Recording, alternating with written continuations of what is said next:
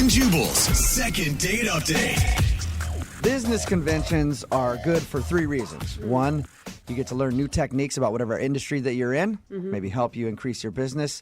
Number 2, the sex. And then number 3, the sex. What?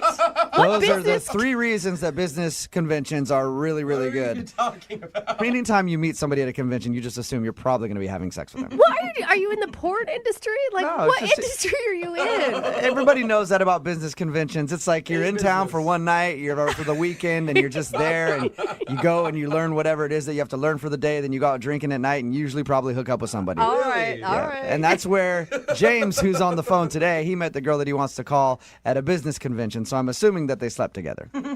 Did you, James? We did not. Oh, Yeah, what are you doing, see? man?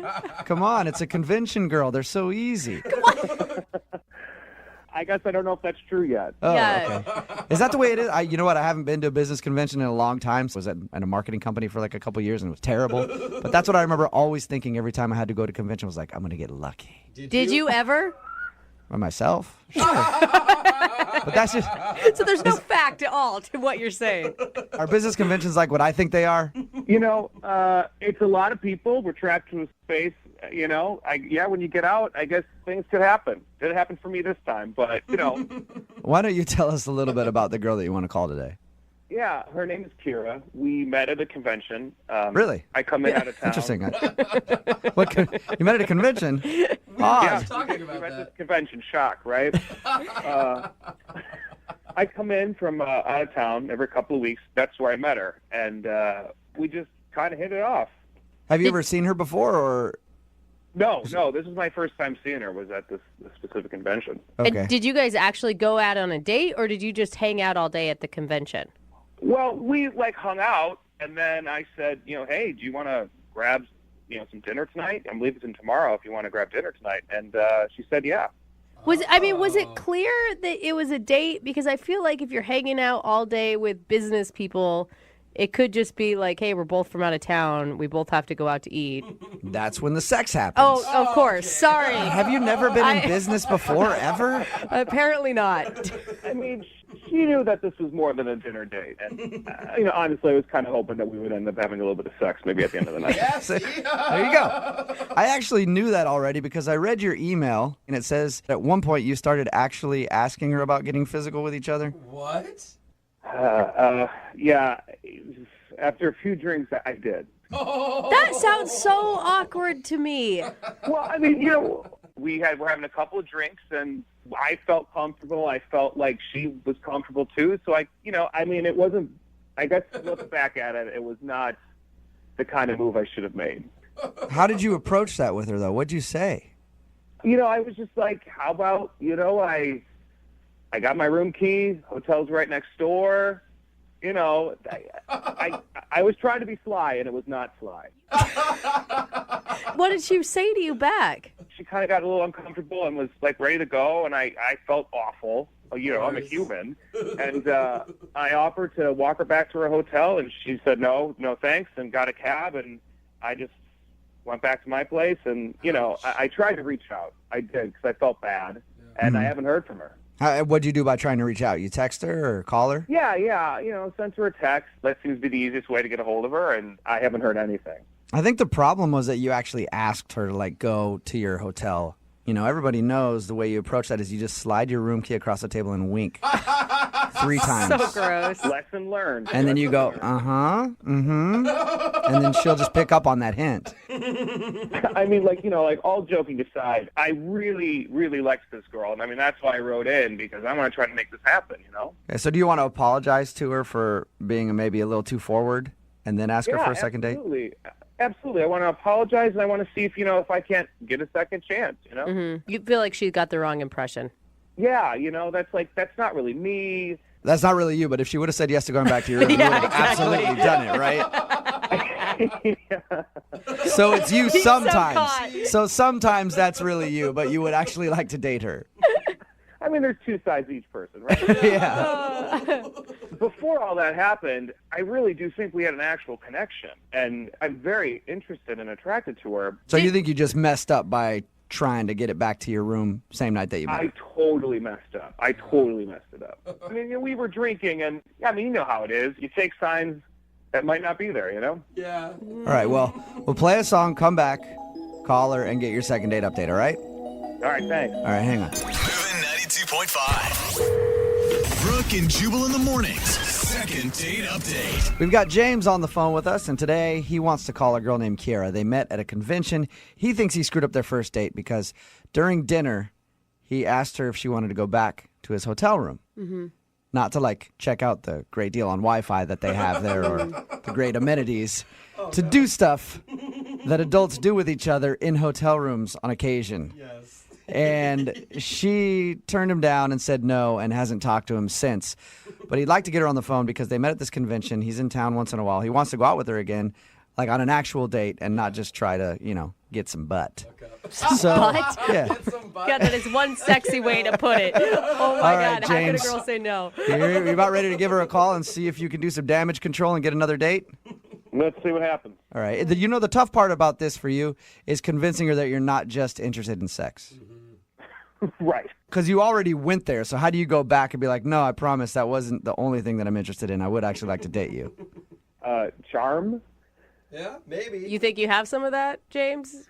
Well, I guess we'll find out today. If you had charm, you would have been Yeah, able to get her to go exactly. back to your room. You wouldn't even be having this problem. Yeah, I guess it's the power of persuasion then. I think just be honest and true to yourself, James, is probably the best goal here. Okay, yeah, I'll just, apologize and let her know that I was just too forward and see if we can't, go back and try it again and show her who I really am. Okay, cool. Well, I'm going to dial the phone right now and get her on the phone. You ready? All right, let's do it. Okay.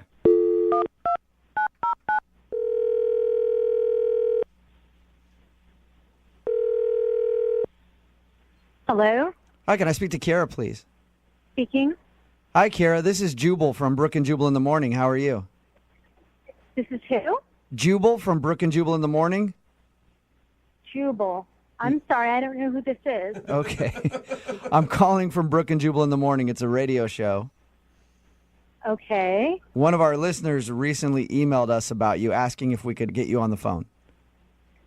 Someone wants me on the phone? Yeah, sort of. We do a segment on our show called the Second Date Update. It's basically if you go out on a date with somebody and then blow them off, they email us and ask if we can get you on the phone and ask if they did something wrong. Who would do that?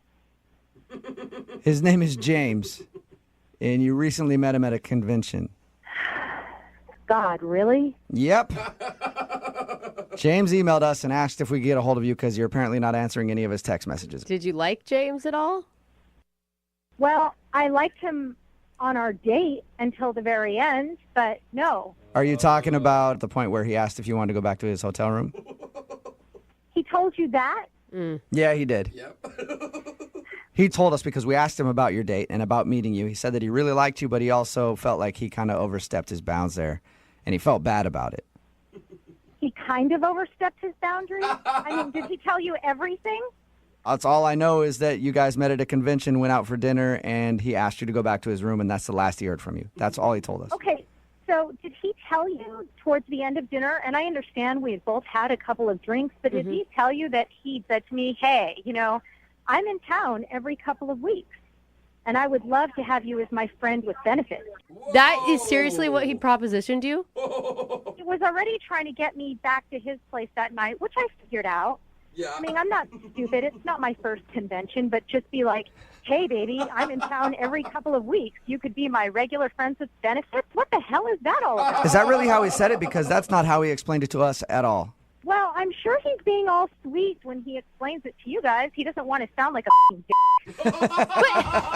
Yeah, good point. And then, when I said no, because seriously, I've known him over dinner for maybe an hour and a half, Yeah. he accused me of being a f***ing prude. No, he didn't. What? He sure did. Oh How did he say that? So what? Because I value myself as a human being, not just as a woman, but as a human being. He just doesn't want to spread my legs over cheap wine and shitty steak. Oh my That God. makes So- me a prude. What did he say to you? I mean, did he flat out call you a prude? He did. He called me a f***ing prude at dinner, and that was that. And from there, I got up and I went to go get a cab to go back to my hotel. That is so like the way he painted it was how much he enjoyed your company and how great he thought you were. Like, I would have never guessed he was that sleazy. I would have never thought he was that sleazy when he so very nicely asked me out after we hung out all day. But as it turns out, he's no different than the majority of the sleazeballs who go to these conventions are like, hey, time to hook up. Wife's not around. I mean, they're all pigs. Does this happen a lot at conventions? Oh, my God, yeah. I mean, everyone who's ever been to a convention knows it's just like code for one big fest. That's funny. Right. I was joking about that earlier. We were talking about it, and I was like, that's the way at least I would think of conventions. Wait, I mean, I guess you get a bunch of horny businessmen out there. Is this the first time something like this has happened to you? Actually, it is, because this is the first time I've ever said yes to going to dinner with anyone. Yeah. Normally, I just go, I do my thing, I hang out with whoever's there, and I just go back to my hotel room and go to bed. Yeah. So he told us that he tried to text you after your date. Oh, yeah, he sure did. Oh. Did he What not did he just say? apologize in his text? No. I mean, he did. He's like, listen, I'm sorry if things got out of hand. And I wrote him back. I'm like, just don't contact me ever again. And then the guy has the balls to say, well, you don't know what you're missing with this d-.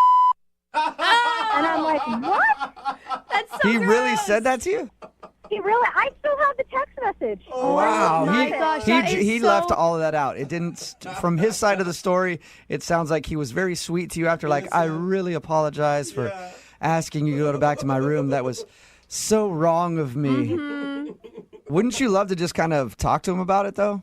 Actually, I really wouldn't like to talk to him about it. I hope I never talk to him or see him again Oh, at all. that's a shame, because he's on the phone listening right now. He wants to talk to you.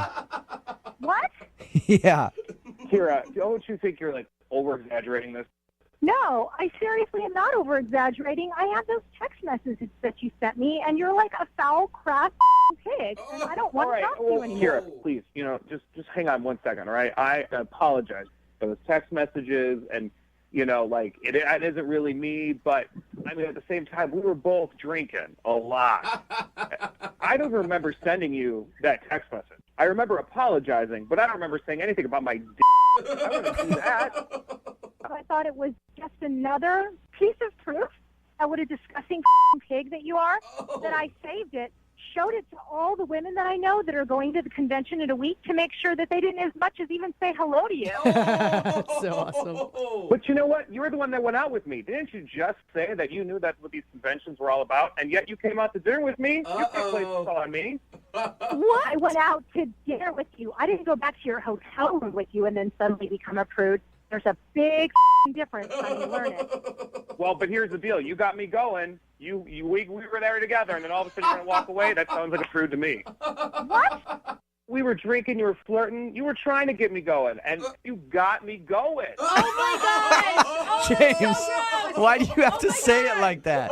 Stop! It's true. You did it to me. You got me there. Oh, my God. Seriously, you guys, I'm so sick of this guy. He's a pig. If you can't tell that, all of you are delusional. No, No, I I- don't think anybody doubts that. Everybody's on your side with this one, Kira. Once I heard the phrase "got me going" Oh, God. a few times in there, So I'm on board. Hey, Kira, regardless, would you like to go out with James again on a second date? I'd love to pay for it. No. Huh. No? Hell no. What if we don't get him going as bad on this date? Oh. I would sooner go out with my dog. Yeah. Whatever. You prude. You need to learn how to throw your signals out. Yeah. Yeah, it's definitely Kira's fault. Go get a prostitute next time, honey. Well, you know what? There's another convention coming up. I'll see what I can do. Now you guys got me going with that whole prostitute thing. And when you got me going, you got me going. Brooke and Jubal in the morning. Right now, and Lily did something that most women can only dream of. Really? Yes. Good for Lily. Lily went on a date with an actual, real-life male model. Ooh, get it, Lily. Hey, Lily, what's up? How are you? Hi, I'm good. Thank you so much for having me on. No problem. Thanks for your email. So you want us to call a guy named Mark, and in your email you said Mark is a male model.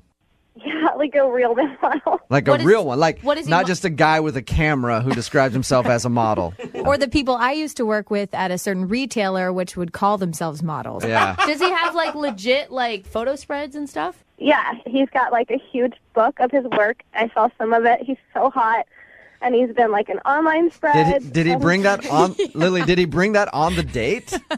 No. I saw it at his place. It just okay. accidentally slipped out of his bag or something. Yeah. She has Googled Oh, sorry about that. I just dropped my modeling portfolio. Oh, weird. It like opened up to the one where I was doing like a firefighter spread. I don't even like the way my abs look in that one anyway. Let's move on to another one. So you said you saw it at his house. Yeah, Was that before you guys went out or was that at the end of the night?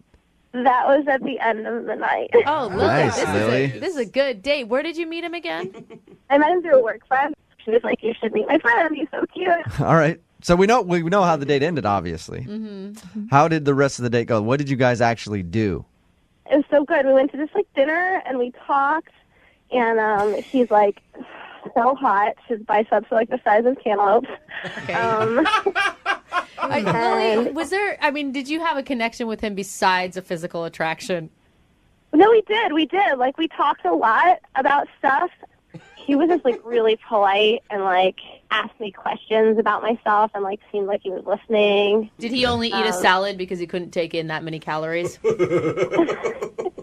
He had salmon. Yeah. Perfect. He was just so sweet, and he told me about his childhood dog and how he like misses her all the time because he doesn't see her, and I thought that was really cute. Oh gosh. It sounds like Mark could have said anything to you and you would have thought he Yeah. was just adorable. I don't want to say yes to that, but he's I'm right. really hot. But he's really hot. And like he's really smart. He went to college, like finished college, and then he's like finished, and he's so cute and funny. Okay. So he's the full package. He's so smart. He's a male model and he also is intelligent. Yeah, can you believe it? No. No, you can't. I really It's can't. hard. I've met a lot of male models. I've met a lot of models in general. Usually not the smartest people. But they don't need to be. They get everything in life. But you ended up going back to his house, so I'm assuming the date went well. It did go well, but it's not what you think. We just went back and like fooled around a little bit. Like I didn't go all the way with him. You didn't stay the night, is what Just you're saying. rounded a couple bases. I didn't stay the full night. I left at like 3 a.m. and I don't know. Like I'm wondering if that's what maybe he didn't like. I thought the guys didn't respect girls that like went all the way on the first day. So Well, he's a model. He's probably not used to that. That's probably why he's not calling you back like, obviously she's not into me. What did you say to end it at 3 a.m.? I just said, like I really had fun and I don't want to take this too far right away and I really like you. So call me. Bye. And what was his response to that? He was like, okay, I'll call you. And I had a good time. You mentioned in your email to us that you just got out of a long relationship. Did you bring that up on the date or did it ever come up? I mean, I mentioned it, yeah. But Did you mention it a lot, though? I don't think I mentioned it a lot, but Okay. maybe I told him his name and stuff. Yeah. Have you texted with him or called him at all? I've called him a few times and I've sent him a few texts, but he hasn't responded. At and all? It's been like 2 weeks, and I really want your help. He might have just moved on to the next one. I mean, he's a model, right? Who knows? Yeah. No. No. All right. Well, we'll play a song, come back, call him, see if we can get him on the phone and get your second date update, okay? Okay. All right, hang on. Moving 92.5. Brooke and Jubal in the mornings. Second date update. If you just tuned into the second date update, Lily went on a date with a male model named Mark. Lily liked him a lot for more than just his looks, right, Lily? Yes, more than that. Okay, That's sort of. questionable. Yeah. The reason I said it was because they went back to his house. They made out for a while, but she didn't go all the way with him and then left at about 3 o'clock in the morning. Said we should totally hang out again. He agreed, but he hasn't called her or texted her. It's been about 2 weeks. We're about to call and get him on the line right now and see if she did something wrong. That's honestly, though, I think that if he's a male model and he's as great as you say, he's probably not used to girls turning him down. You may have shocked him, and maybe he doesn't even think you're into him. I hope not. I'm super into him. Yeah. I just want to tell him. You didn't like objectify him the entire date, right? You weren't like, oh, I love your biceps. Oh, I love your abs. No, I think I kept it mostly in my head. Okay. Mostly. Mostly. Well, and think about this, Lily. You said earlier that you've dated a lot of douchebags before, and you want us to call a male model right now. I'm assuming you're probably pretty attractive as well. I mean, I think I'm cute. Yeah, you are. If you weren't, you'd be like, hell yeah, I'm great. I look bomb. Those are the girls that never look good, but girls that go like, I think I'm okay, are always the hot ones. So, all right, Lily, we're about to call Mark and see if we can get him on the phone and ask him if you did something wrong on your date, okay? Okay, I'm so excited. You are adorable. Here we go.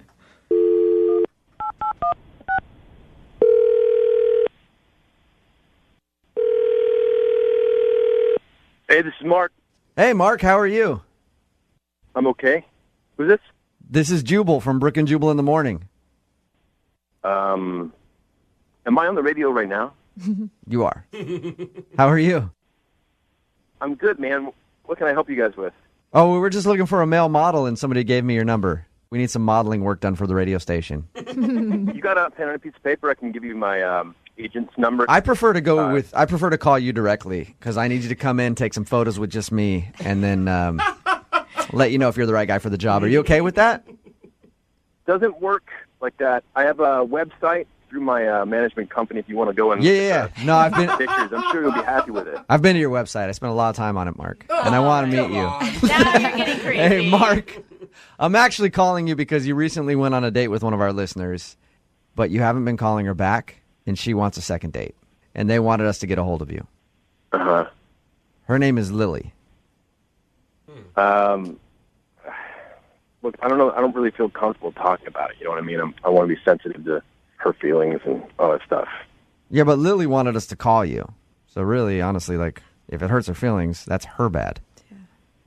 Look, I know exactly what I got going for me, and I know what my weaknesses are, okay?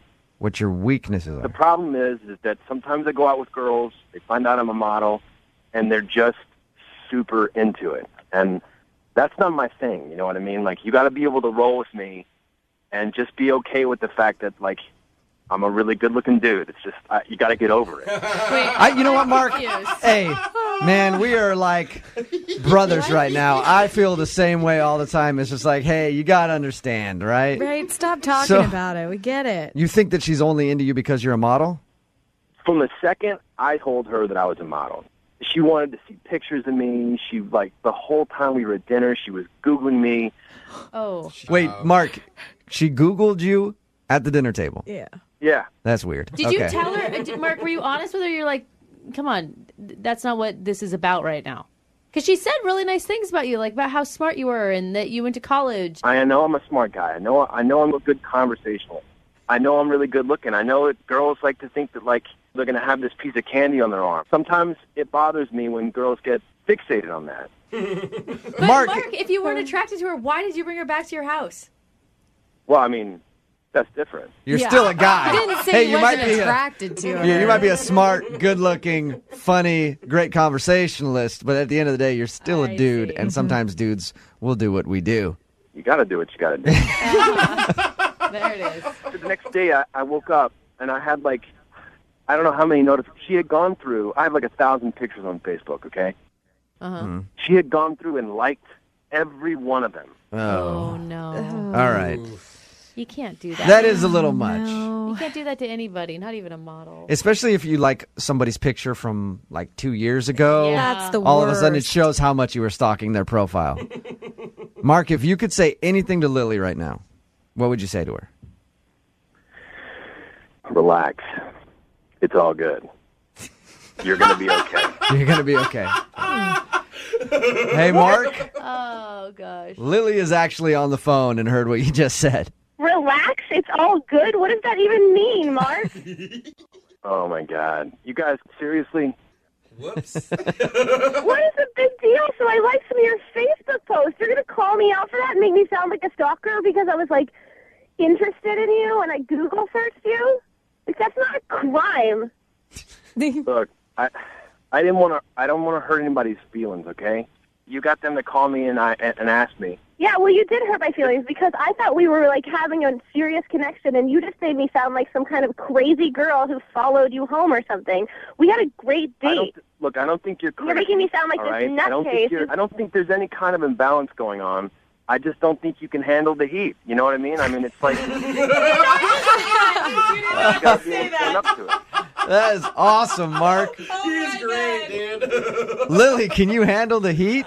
Or was the heat too much for you? Get out of the kitchen. You're not too much for me. I'm sorry if I liked too much stuff, but me showing interest in your modeling is just me showing interest in what you've got going on, which is modeling. Okay, just come on. You were a little fixated on it. You got to be able to admit that. Well, you didn't exactly push me off of that, by the way. I asked you to model for me, and you made your pecs do a little dance and flexed your bicep. So don't act like you're like, oh, I hate that you asked me to show off my modeling stuff. You enjoy it. Of course I enjoy it. It's what I do. I'm good at it. Mark, let me ask you a question. Do you tend to fall for girls who don't really care about you as much or act like they don't care about what you do? No, man, they always care about me. Okay. So no matter what, you just think they're all too into you. All right, Mark. Lily, did Mark come off this arrogant I'm not arrogant. You guys misunderstand me. I'm just extremely confident. I know what I got. But Hey, Jubal, you want me to change your life, bro? Sure. Come out on a date with me, bro. Oh, maybe that's why you're not getting a call back, Lily. Mark, I'll absolutely go out with you. Male model? Hey, You better say yeah, yes. right? At least we made some kind of love connection today. I was about to ask if you'd go on a second date with Lily, Mark. I will pay for it. Now I'm not sure if I should do that because I kind of want to go out with you. But, Mark, will you go out with Lily again? We'll pay for a second date. I know Lily wants to go out with you again. Come on, Mark, please. She's begging you. Jeez. It'll be fun. Yeah, we'll keep it low-key, you know? What does keep it low key mean? We can go out, we can hook up, Okay. There it is. That's what it is. Lily, are you okay with that? Yep, I sure am. All right, well, we'll send you guys out somewhere. I don't know. I'll find a hotel off of Aurora Oh, yeah, classy stuff. downtown to put you guys up in for the evening Nice and for your low-key. second date. Keep it nice and low-key. Yeah. I got $70. Well, congratulations. Thank you. Thanks, buddy. Thank you, Jubal. Yeah. Like a wingman, Have a good one. Brooke and Jubal and Brooke and Jubal in the mornings. Second date update. The girl that's on the line to do a second date update today met the guy that she went out with at a very dirty place. That's right. Bacteria infested, blood everywhere. That's not Creepy normal. old men who just can't wait to get in your mouth. What? I'm talking about the dentist's office. Oh, That's makes sense. They are all creepy there. Yes, they are. That's where Andrea met the guy that she wants us to call today. Apparently, she works at a dentist's office, and that's where she met him. How you doing, Andrea? I'm pretty good. Did you ever think of your office like I just spoke about it? Yeah, it doesn't exactly make people want to go to the dentist's office. No, it is very. Hygiene is very important. So Your email said that you met this guy at work, and you work at a dentist's office. How'd you meet him? I work as a receptionist, and he was a new patient. He came in, and when he was checking in, we were just flirting with each other. We seemed to have an instant connection. Whoa, wait, hold on. Are you allowed to hit on patients as the receptionist? I mean, he was hitting on me. I was just receiving it. Oh, you were an innocent party in this. I see. Sure, absolutely. And he was cute and stuff, so I flirted back with him. And when he filled out his form and put his phone number down, you saved it and then called him later. No, that's illegal, actually. Oh, okay. What I did was he went in and he had his appointment, and then when he came out, usually we want to schedule you for your next appointment. Mm-hmm. And when I was scheduling him for his follow-up appointment, he gave me his phone number, and he said we should go out. Oh, that's cool. So where'd you guys go? Well, we ended up going out to dinner. Mm-hmm. And I got really dressed up. I thought I was looking really cute. And he took me to this restaurant. It was in a building that had a very, very nice view. It was a really nice restaurant. I'd never been there before. Did you guys meet there, or did he pick you up? he picked me up, and so, I thought we had a lovely time at dinner, and he has beautiful eyes, and he is just a smoking build. I mean, the guy works out and stuff. I'm hoping during dinner you reminded him the whole time about his dental hygiene. Like, make sure you floss before and after this meal. She's a receptionist there. Doesn't matter. Okay. Well, he has a dynamite smile, too. I thought that we had great conversation during the date, and we talked about, going to concerts and stuff. We both really love movies. There was one awkward moment while we were talking about movies. Mm-hmm. So, I mean, I don't know if that was a deal breaker, but... Did you bring up a movie that he liked and you didn't like, and then he got super angry at you? Well, no, he was talking about... He's a real big fan of this guy's movies, and I had never heard of him. He's like, God. Are you trying to remember right now even who it was? Martin, it's Martin Scorsese? Martin Scorsese. He's a big director. He's like one of the biggest guys in movies ever. Ever. Don't know anything. Okay. Hey, I don't blame you. Never heard of the guy. Okay, I don't blame you for not knowing who he is. He's like Steven Spielberg. Yeah, he's a really huge name in movies, but did your date seem put off by that you didn't know who Martin Scorsese was? I wouldn't think that'd be a huge deal.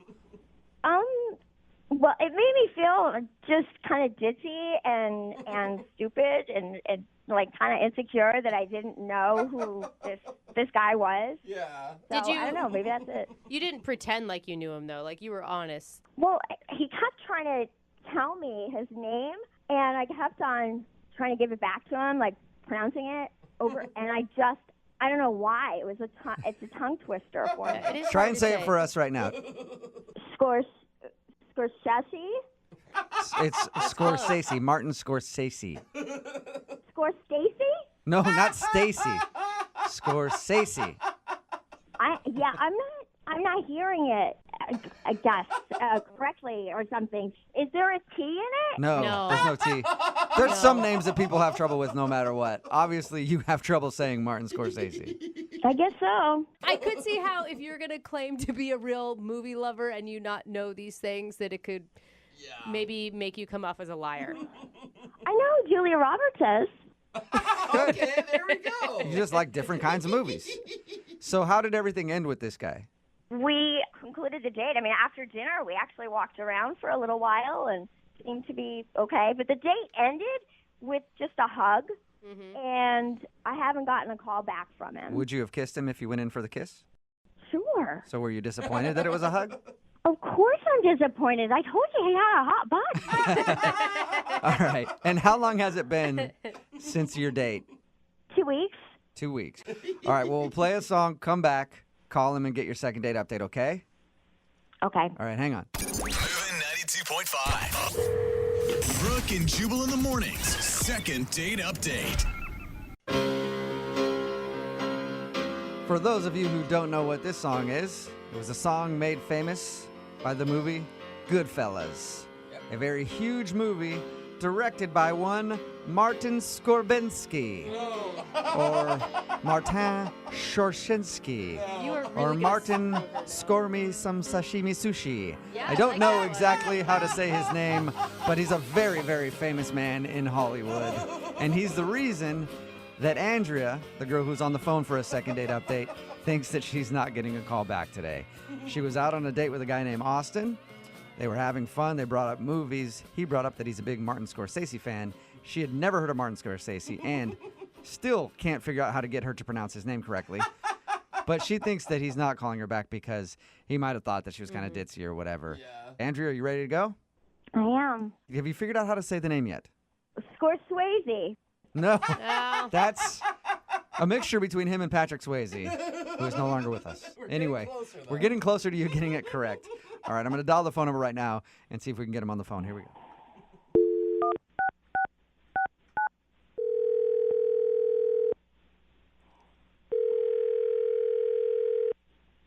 Hello? Hi, is Austin there? Yeah, this is Austin. Hey, Austin, what's up? This is Jubal from Brooke and Jubal in the Morning. I'm sorry, who's this? Jubal from Brooke and Jubal in the Morning. It's a radio show. I think you probably have the wrong number. No, I don't think I do. I think I'm talking to the right guy. No, I honestly, I don't know who you are. I think you've got the wrong number, probably. No, I think I have the right number. I think I really need to speak with you about something. All right. What does a radio show need to talk to me about? Well, it's about a date that you recently went on with one of our listeners. Her name is Andrea, and she actually emailed us asking if we could get you on the phone. Are you kidding me? No, I'm not. Emailed a radio station trying to get me on the phone? Yes, it's a segment we do on our show called the Second Date Update. Andrea is wondering why you haven't been returning any of her phone calls. Wait, so she emailed you and asked you to call me to ask me why I didn't call her back? Yes. Like, this is something that you guys do for your listeners? Yep, it is. It's kind of a public service for them. And it's a learning situation. You know, they get to hear what they did wrong on a date so they don't hopefully do it again. If she really wanted you to call me? Mm-hmm. Because she likes you. Should she know why you're not calling her back? Is it something that should be obvious to her? I don't know. I don't think it would be obvious to her, to be honest with you, no. Okay, well, she seemed nice when we talked to her about the date. Oh, she's perfectly pleasant. Okay. And I think she's a nice girl. Are you just not attracted to her or something? Yeah. She's very attractive. You know, there's just, again, there was just some weird things that happened on the date that just made me not feel like we really should hang out again. Can I tell you what she thinks it is, and you tell me if I'm right or wrong? Sure, if you want to go ahead, that's fine. She thinks that you're not calling her back because she didn't know who Martin Scorsese is, and can't pronounce his name. I mean, yeah, it was pretty wild. All right, maybe you don't know him, but you at least know some of his movies. You know, like Gangs of New York's pretty recent, or The Departed won an Oscar. You know, at least pronounce his name right after I teach you. Come on. Yeah, it's usually pretty easy to say a name after you've heard it. Oh, when give we her a talked to break, her, you guys. when we talked to her, we tried to say it to her too. She still couldn't get it. Yeah. But she laugh thinks at that. I mean- she thinks that's why you're not calling her back. But come on, Is that that the can't reason? be a reason. She can't pronounce a No, name. it was pretty strange, but it's not the reason. Okay, can you tell us what the reason is then? So, all right, so I take her to this restaurant, and it's a pretty nice restaurant. We get brought to our table, and the waitress pulls out the chair for her to sit down at the table, and she hops up on the chair, like feet on the chair, standing on the chair in the middle of the restaurant. And I'm like, what the hell are you doing? Did you say she stood on the chair? Yeah, like literally put her feet, stood 3 feet over everybody who was standing, stood on the chair, because she said that the view from up there was breathtaking, and she needed to take a picture for Instagram. So she stood on the chair and took a picture of, the restaurant room with, some windows in the background showing the view that we could see. On her, from standing on her, it was embarrassing. It was one of the most embarrassing things. This is an expensive restaurant we went to. Maybe she's never been to a nice restaurant before, and she was just shocked to be there. And I'd be embarrassed to be there with her standing on the chairs at a McDonald's. Yeah, I guess you're right. I don't know. I was trying to help justify it for you somehow. It's cute. She gets excited about beautiful things. No, and I agree. If Andrea had only done it once, that would have been one thing. But this odd Instagram behavior just kept happening and happening. For example, we're leaving the restaurant, and she stops in the middle of us leaving. It's like, I really need to take a picture with this view in the background. So she literally basically throws me her phone and runs over to the window, and she gets into this weird yoga pose basically, where she's got her leg behind her head and she's grabbing it with the other side arm. And I basically am sitting on someone's table while they're eating, trying to take a picture of her for Instagram doing a yoga pose in a restaurant in front of these windows. Like I said, it was weird. I don't want to go on a date with someone and be their professional Instagram photographer. Come on. You don't want to add that to your list of job duties that you can do? Special skills section on your resume. I'm a photographer. Maybe if she was going to pay me for it, but the fact that I'm paying for dinner, I'm picking her up, we're going out on my dime, and I'm also her photographer for her pictures by herself. Give me a break. I don't need this in my life. You know what else is kind of annoying? What's that? She's actually on the other line listening right now and wants to talk to you. That's not funny at all. Andrea, are you there? I am. Oh, my God. This was Austin, pretty shady, I mean, guys. really, Austin, you have a problem with the fact that I like taking photographs? I like taking pictures of my Instagram. I have a lot of fans on there, and I'm kind of known for doing poses in different places. I mean, that's fantastic news, but I mean, we were out on a date. I figured you could maybe focus on our date rather than your Instagram followers who you don't actually know. Like, if you're going to show some interest in someone, at least sit there and be a part of what's going on rather than thinking about, well, how can I best interact with these strangers on the internet? Like, He has a really good point, Andrea. People that follow me on Instagram, they like to know what I'm doing, and so I share it and stuff, and they like it. Andrea, at one point, you handed me your phone and took my phone so that I could take a picture of you looking at a phone in front of a brick wall. Shut up. That is not true. Did that Did you really happen? do that? It 100% happened. It made no sense. She was looking at my phone with me taking a picture of her phone so she could post herself looking at any phone in front of a brick wall on Instagram. Andrea. It was a great picture. It got like 400 likes. I'll That's tell pretty you, good. It got one unlike from me. I did not like taking it. Andrea, I don't think that's the point. Like, if he spent his entire time on his phone or maybe even doing his hobby while he was on a date with you, you would have found it incredibly rude. Yeah. Well, I mean, we talked about a lot of different things. I mean, we had a whole discussion about movies and how much we both love movies. You're going to bring up the movies again? You're going to bring up the movies? I thought we had a nice conversation about movies, but I guess not. It was fine. Again, the whole thing was just fine. Andrea, you don't see how it could be a little bit annoying that you're taking pictures every 5 seconds and making him basically your hired photographer for the evening. Instagram is the wave of the future, and if you're not on Instagram, then you're not a part of the future. So that really sucks for you. Oh, God. I think you work for Instagram. This is ridiculous. Oh, gosh. Well, you know what, Austin, I would love to ask you this question. Would you like to go out with Andrea on a second date? We will pay for it. Andrea, again, you're super sweet, and there's another Instagrammer out there for you. But that dude is not me. Whatever. I get hit up by so many guys on my Instagram. I don't even need to go out on a date with you. Oh, sweetheart. All right. No, it doesn't sound like you do. No, I guess not. Andrea, thank you. I'm sorry it wasn't a successful second date update. Thanks, guys. Yeah. Before we let you go, though, do you need to take a picture of yourself on the phone doing a second date update? I never thought of that. I should totally do that. No, you should not do that. Oh, sweetheart. Oh, my goodness. Brooke and Jubal in the morning. Brooke and Jubal's second date update. Today's second date update, James is on the phone, and apparently he thought his date was going to be a super ugly weirdo. Whoa. But he still went on the date anyway, and now he's not getting a call back. What a risk. Yeah, it's a big risk. James, why'd you decide to take such a risk? I don't know. I was just kind of curious. I mean, her photos looked amazing, and I'm thinking there's no way that she's real. I'm being catfished, I thought from the photos you thought she was a super ugly weirdo. Yeah, she's ugly. I'm going to try this out. But maybe good looking wasn't working out for you. Sometimes you have to go a different route. Sure. No, but seriously, I really thought I was being catfished. Like, I showed the photos to all my friends, and they were convinced as well, Yeah. They're like, there's no way you can get somebody on that level. It's got to be a super ugly weirdo you're about to go out with. Sad. No, exactly. It was way out of my league, but I'm like, on the off chance she's real, like, I have to go. I owe it to myself. What were you feeling pulling up to this date? I mean, I assume you guys met somewhere. Well, we chose to meet at a public place. I just wanted to make sure I was safe because, like I said, I really, in the back of my mind, thought I was being catfished. Hey, and, it's smart. That's smart. I didn't want to be kidnapped or something. I have no idea. But, so we picked a coffee shop. And when I get to the coffee shop, it really was her. Like, I just could not believe it. Wow. Oh my, Yeah. Did you almost want to leave? Like, wait, hold on. This wasn't what I actually was expecting. Abort.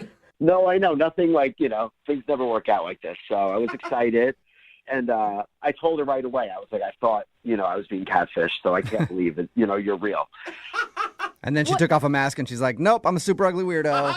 Gotcha. Yeah, exactly. She ripped it right off. And then. Wait, what was her response when you told her you thought you were being catfished? She laughed. Her photos are a little too good, and I guess she probably, I don't know if she gets that often. It's probably a compliment. Yeah. No, but yeah, so I told her, when I told her that, she actually told me she was flattered by that. So that was cool. I mean, if somebody was like, man, your pictures are too good online. There's no way you could look like that in real life. I'd be like, Well, one, I'd be like, that's true, I don't. You get that a lot. But I would, if I did look like that in real life, I'd be like, yeah, thanks, I appreciate that. I'm that good looking. What's her name, by the way? Anna. Anna, all right. And how was coffee with Anna? It was nice. She was laughing at my jokes, so that was cool. Nice. And things were going well. And finally, we finished coffee, and it was that time to do something else. And I suggested that we explore the city and just walk around and kind of hang out. And she agreed? Yes, she agreed. And so we're walking around, and we find this antique store that looks very intriguing. Okay. So we go in there, and they have like your typical kind of new age books and lots of antiques and stuff, but they have this like big gem collection.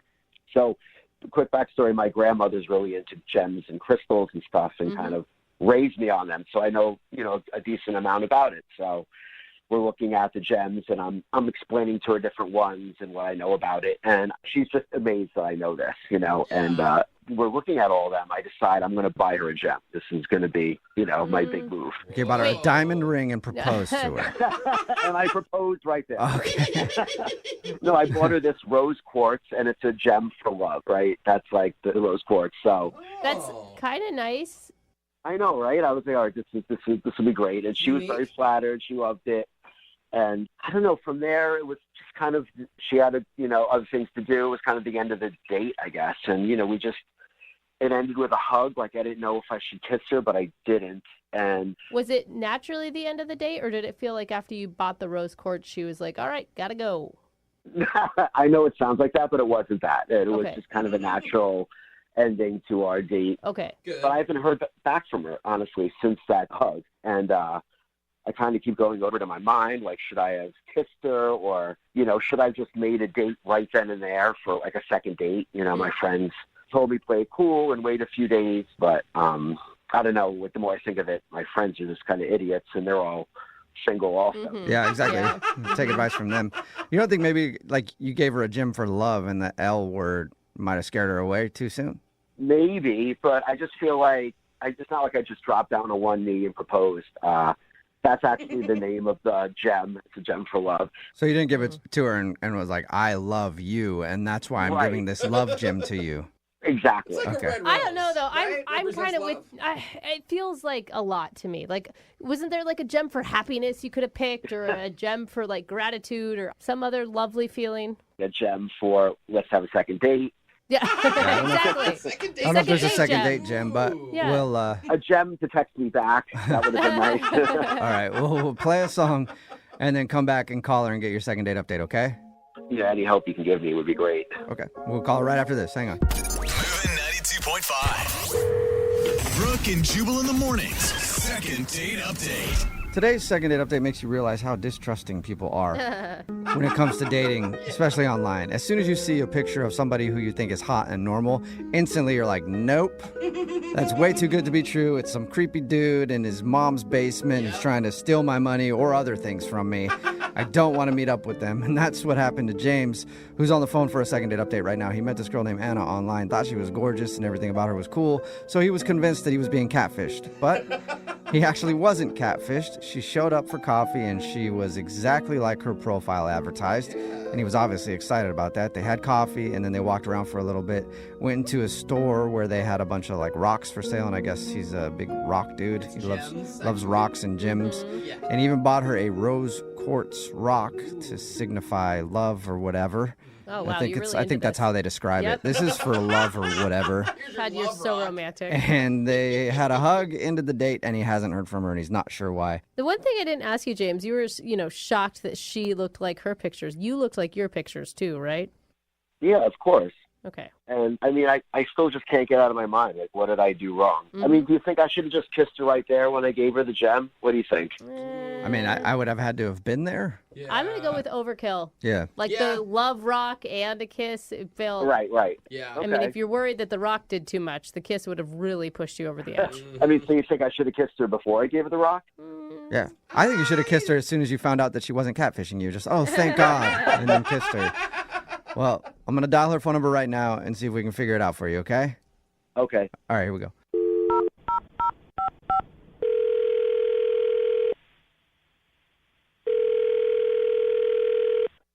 Hello? Hi, may I speak to Anna, please? This is Anna. Hey, Anna, how are you? This is Jubal from Brooke and Jubal in the morning. Hello? What's your name? Huh? What? I don't know what's going on here. I don't either anymore. Anna, my name is Jubal from a radio show called Brooke and Jubal in the morning. Your name's Jubal? Yeah. Have we met? No, not until now. Nice to meet you. Okay. Why are you calling me? Well, I'm calling you because we do a segment on our show called the Second Date Update. Have you ever heard of anything like that? I think I've heard of it, but I've never listened to it. Okay. Well, what it is if you go on a date with somebody and then end up not calling them after, they can email us to get you on the phone and ask what happened. And we got an email about you from a guy who listens to our show. His name is James. Okay. Okay. And James told us that you guys went on a date and he really enjoyed going out with you, but now you're not returning any of his phone calls or text messages. Yeah. I'm not trying to see him again. I think you've made that point clear. We know that. And that's really not why we're just trying to figure out why he is confused. He wants to know if he did something wrong. Do I have to give you a reason? I mean, there's nothing I can take from you if you don't, but we would like it. He would like a reason. I guess I can tell you that James's dating profile is, it seems really sneaky. Sneaky? Sneaky and very misleading. What did it say in his dating profile? We've never seen it. I'm being really honest. I feel like I was catfished. I feel like you were catfished? That I was catfished. And he even brought it up on the date that he was afraid that he was going to be catfished because I seemed too beautiful in my photos. Okay. But quite honestly, I felt like I was being catfished. Did he look different or something? Well, no. He looked the same, I would say, in his photos generally. But the main part of his profile says that he's a real life rock star. And that's the thing that attracted me to him the most because I love rock and roll. It's my jam. And I thought, great, somebody else who has that same craving for it. So you thought he was a big music lover? Not only did I think he was a music lover, but from that quote, I just assumed that he was a rock star, that he was actually in a band. And I get there, and he's just another average polo-wearing Joe Schmo. Okay. So wait, did you ask him? I mean, did you ask him, are you in a band? Did you ever discuss that? Yeah, I tried to bring it up a little bit, but this guy, I don't know if you know this, he's a rock fiend, like an actual gravel earth rock fiend. Well, we did talk to him, Anna, and he told us that he loves like gyms and things like that. Oh, yeah. He absolutely is in love with gems. I think more than he probably would be with an actual person, which is where I felt so misled. And I'm thinking this guy loves rock and roll. He's a rock star, an actual rock star. No, he just loves rocks. Okay. But Anna, can't you find the humor in that? That's pretty funny. You know, it's funny, but I'm just not into it. Okay, so you're not interested in dating a dude who is literally into rocks and not rock and roll. Yeah, I was hoping he would be into music, but instead he just gave me a pink rock, and so that's why I don't want to see him again. Okay, cool. Thank you. Yeah, it does make sense. And you know what else, Anna? What? James is actually on the other line listening and wants to talk to you. Oh, my God. Are you serious? Yeah. How rock and roll is that, huh? Yeah. Surprise. He's a loose cannon. James, are you still there? I'm still here, yeah. Hey. I still can't believe this. Adam, how come you just didn't tell me this? How come you're putting rock star on your profile when you don't know nothing about rock and roll? It's really misleading. Not to my followers, not to the people who love rocks like I do. I mean, it's very serious. But you don't think that that's kind of like that badass, edgy lifestyle that you're looking for, Anna? Oh, no, I don't. You have to admit, all right, sure, I'm not a rock star, in the way you saw it. Yeah, I'm not some guy who takes drugs and plays guitar, but you have to admit. When did I ever say that? Yeah, I mean, all the rock stars take a lot of drugs. You know that. You have to. You have to take drugs in order to be a rock star. Yeah, exactly. I don't think their guitars even turn on if they don't take drugs. But you have to admit, we had a connection. I mean, you didn't feel that? I mean, I have nothing to admit, James, because I didn't feel that. So you're trying to tell me the way you looked at me when I gave you that rose quartz rock, I mean, that was fake? Oh, no. That wasn't fake. That was just me extremely shocked. Oh. Wow. And shocked, Wow. not so much in a good way. I don't know how you can say that. I bought that for you. I mean, that cost $18. Oh my God, I thought it was way Yeah, more than that. $18, Anna. Come on. Wow. James, I think you should start investing in something that is worth $18. Maybe, like a guitar stand or something else. I think what you should do is find someone from your large following and that equally loves rock, because it's not for me. Oh. Listen, I'm going to put everything down on the line here. I've never dated anyone as good looking as you, and I'm not going to stop, And I can help you get your rocks off if you give me a chance. Oh, that's a little rock and roll, James. There's some rock. See, Anna, there's some edge to James. You didn't mean that. I think he meant it. He loves his puns. Hey, you never know. You could unleash this rock man and, Rock. yeah, he could rock your world. Doesn't even sound sexy. Exactly. Oh, my Just God. give me a chance. And like I told you, on the date, I actually do play an instrument. It's the oboe, and I could get you in oboe. kind of a rock and roll mood, if you want. Well, Anna, what aren't you getting here? This dude is definitely rock and roll. He's full of rock puns. He plays an oboe. Yeah. Honestly, I think you should give him a chance, Anna. What's wrong with just one more date? He sounds funny. He has confidence. I mean, that's a rock star. Well, then maybe you should date him, and you found all the best characteristics about him. Yeah, Well, first, let me ask you, Unfortunately, taken. Anna, would you like to go on a second date with James? We will pay for it. I'm going to tell you straight, James. I'm really not feeling the rebel rock vibe, and I prefer the rock and roll vibe. So I'm going to have to pass. Oh, man. Oh, that's too bad. I'm telling you that I'm not a drug addict who plays rock and roll. I love rock. Not looking And for a drug addict. Yeah, Anna's looking for more like a band dude, not necessarily just a straight up drug addict. I don't want to take you to rehab, James. I just want to take someone on a second date. I just picture her trolling the streets for a crack addict. Yeah. With All right. tats. If you don't want to go out with me, that's fine. But is it all right if I at least tell my friends that we're dating? Anna, is that okay?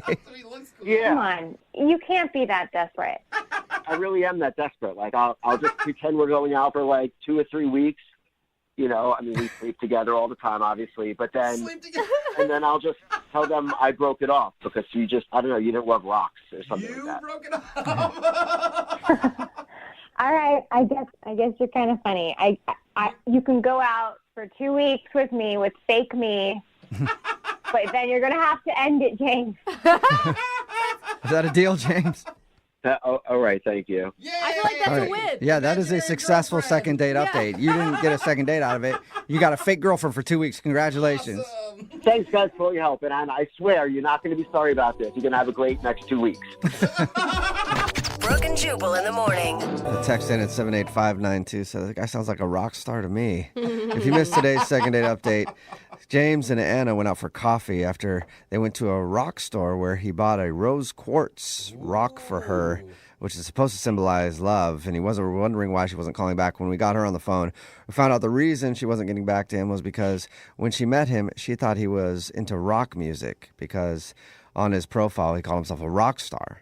And he is a rock star. He's just into actual rocks. Yeah, play on words. Yeah, she felt catfished by James, especially because he calls himself a rock star. You know, though. And she said that he's not a rock star at all. He admits that he's not edgy, and Anna thought that he has a huge following online because of rock in a music. band And or he was in a something. band, but he's not in a band at all. He just likes rocks a lot. Even if it doesn't work out with his fake girlfriend Anna, because Yeah, now they're going to be fake for that's a couple right. weeks, he's got a lot of options on our text board. Yeah. People are into the rock star, like Yeah. when you're using rock literally too. And he was funny. People are like, he's actually a really funny Yeah. guy. I'm Yeah, not worried exactly. about him. So he'll be all right, I think. They didn't go out again. But remember, if you want to do a second date update, all you have to do is email the show, and we will call the person who didn't call you back. Also, if you've been in a car accident, don't email the show. Oh, 'Cause I don't want to hear about it. But I know who does want to hear about it. The Advocates. It's 206-512-3555, online, advocateslaw.com. They'll make sure you get all the money that you're owed from the insurance companies if you're in a car accident, because the insurance companies don't want to just give you cash, and you might need medical bills paid or your expenses in getting your car repaired. And if you don't call them, then you're not going to get the best result. Trust me, consultation is free. They've gotten over $100 million for their clients, so give them a call, 206-512-3555, online, advocateslaw.com. I'm trying not to sneeze right now, so. Oh, I can hear it. Yeah, it's like It's on the tip it's of your that tickling right in the top of your nose. Anyway, Brooke and Jubal's Direct Deposit is still on. Coming up in just 5 minutes, I'll be calling out a name worth $1,200. It actually really bugs me. Like, I've been with girls that'll be like, fudge, and I'm like, just say the word. I just say it. I don't like that at all. I won't. So you've never met any girls at church, is what you're saying? Not really. No. It's a second date update. If you want one, remember you can email us, brookeandjubal@moving925.com. We have Matt on the phone right now. Matt, how are you? I'm good. Your email says that you met a girl named Deanne. Is that her name? Yeah, her name is Deanne. Deanne, okay. You met her through like friends and went bowling or something? Yeah, so she has a mutual friend, and we all met up. In a group? Yeah, like as a group, there was 5 of us. Okay. So, but it kind of was set up a little bit by our mutual friend. Okay. All right. So it wasn't technically a So- first date, but it's a first meeting. Yeah, so we went bowling. It was a lot of fun. She's cool, and we had a good time. But then our group left, and then it was just us two. Yeah. And we went and got some drinks, and then I walked to her car, and I thought there was like a moment right there, but I held back, and I gave her a hug. All right. Do you feel like you choked by not going in for the kiss? I do now, but I didn't then. I thought I was playing it cool. And All right. then that was the last time I saw her. What did you say to her when you left? Did you guys make plans like, hey, what are you doing next weekend? Yeah, I said this is a great night. I had a lot of fun. I made some lame joke, and then she's like, yeah, let's do this again soon. I'm like, yeah. But no definitive date or anything like that? No.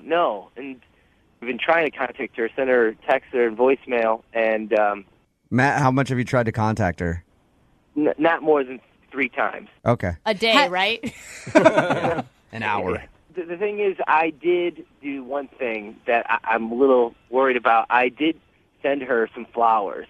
Oh. How quickly did you send the flowers? Like 4 days after our date. All right. I think that's kind of sweet. Yeah. What did the note say with the flowers? I said I had a great time. I was a lucky strike, something stupid like that, like Okay. a real lame bowling joke. I called her one time after that, and she didn't respond. I left a voicemail, and I don't know. All right. I think I know what it is. She's deathly allergic to roses. Great job. She would have called you back, but all right. in the hospital. Yeah. Matt, okay, we're going to put you on hold, play a song, and when we come back, we're going to give her a call and see why she hasn't gotten back to you, okay? Cool. Moving 92.5. Brooke and Jubal in the mornings. Second date update. All right, we got Matt on the phone with us. Matt went out with a girl named Deanne. They went out on a group date, met through friends. He sent her flowers 4 days after the date when they hadn't talked. Kind of sweet. Yeah, it might be a little too soon, though. I feel like that's a little too soon, but you Really? guys, both Brooke and Lydia, said it was sweet. So What kind of flowers were they? Can I ask? Yeah, well, they were roses. Yeah, see, Red roses? Yeah. I would have probably gone with a wildflower bouquet if I were you. But, you know. carnations. Just Some no, chrysanthemums. never carnations. Don't Really? ever give a girl carnations. Why, is that because old ladies like carnations? No, because they're cheap and they're stupid. Yeah, no, they're awesome. Okay, hate flowers 'em. say a lot. Jeez. Sorry. Wow. Again, I'm glad I'm not Brooke's husband. All right? Imagine him coming home with some carnations. Get that out of my face. It's so effing cheap. God, you're an idiot. Come into this house with some roses or don't come back at all. All right. Sorry, Matt. I like tulips. We're going to call Deanne right now, Matt. See if we can get her on the phone and ask her why she's blowing you off, okay? Yeah.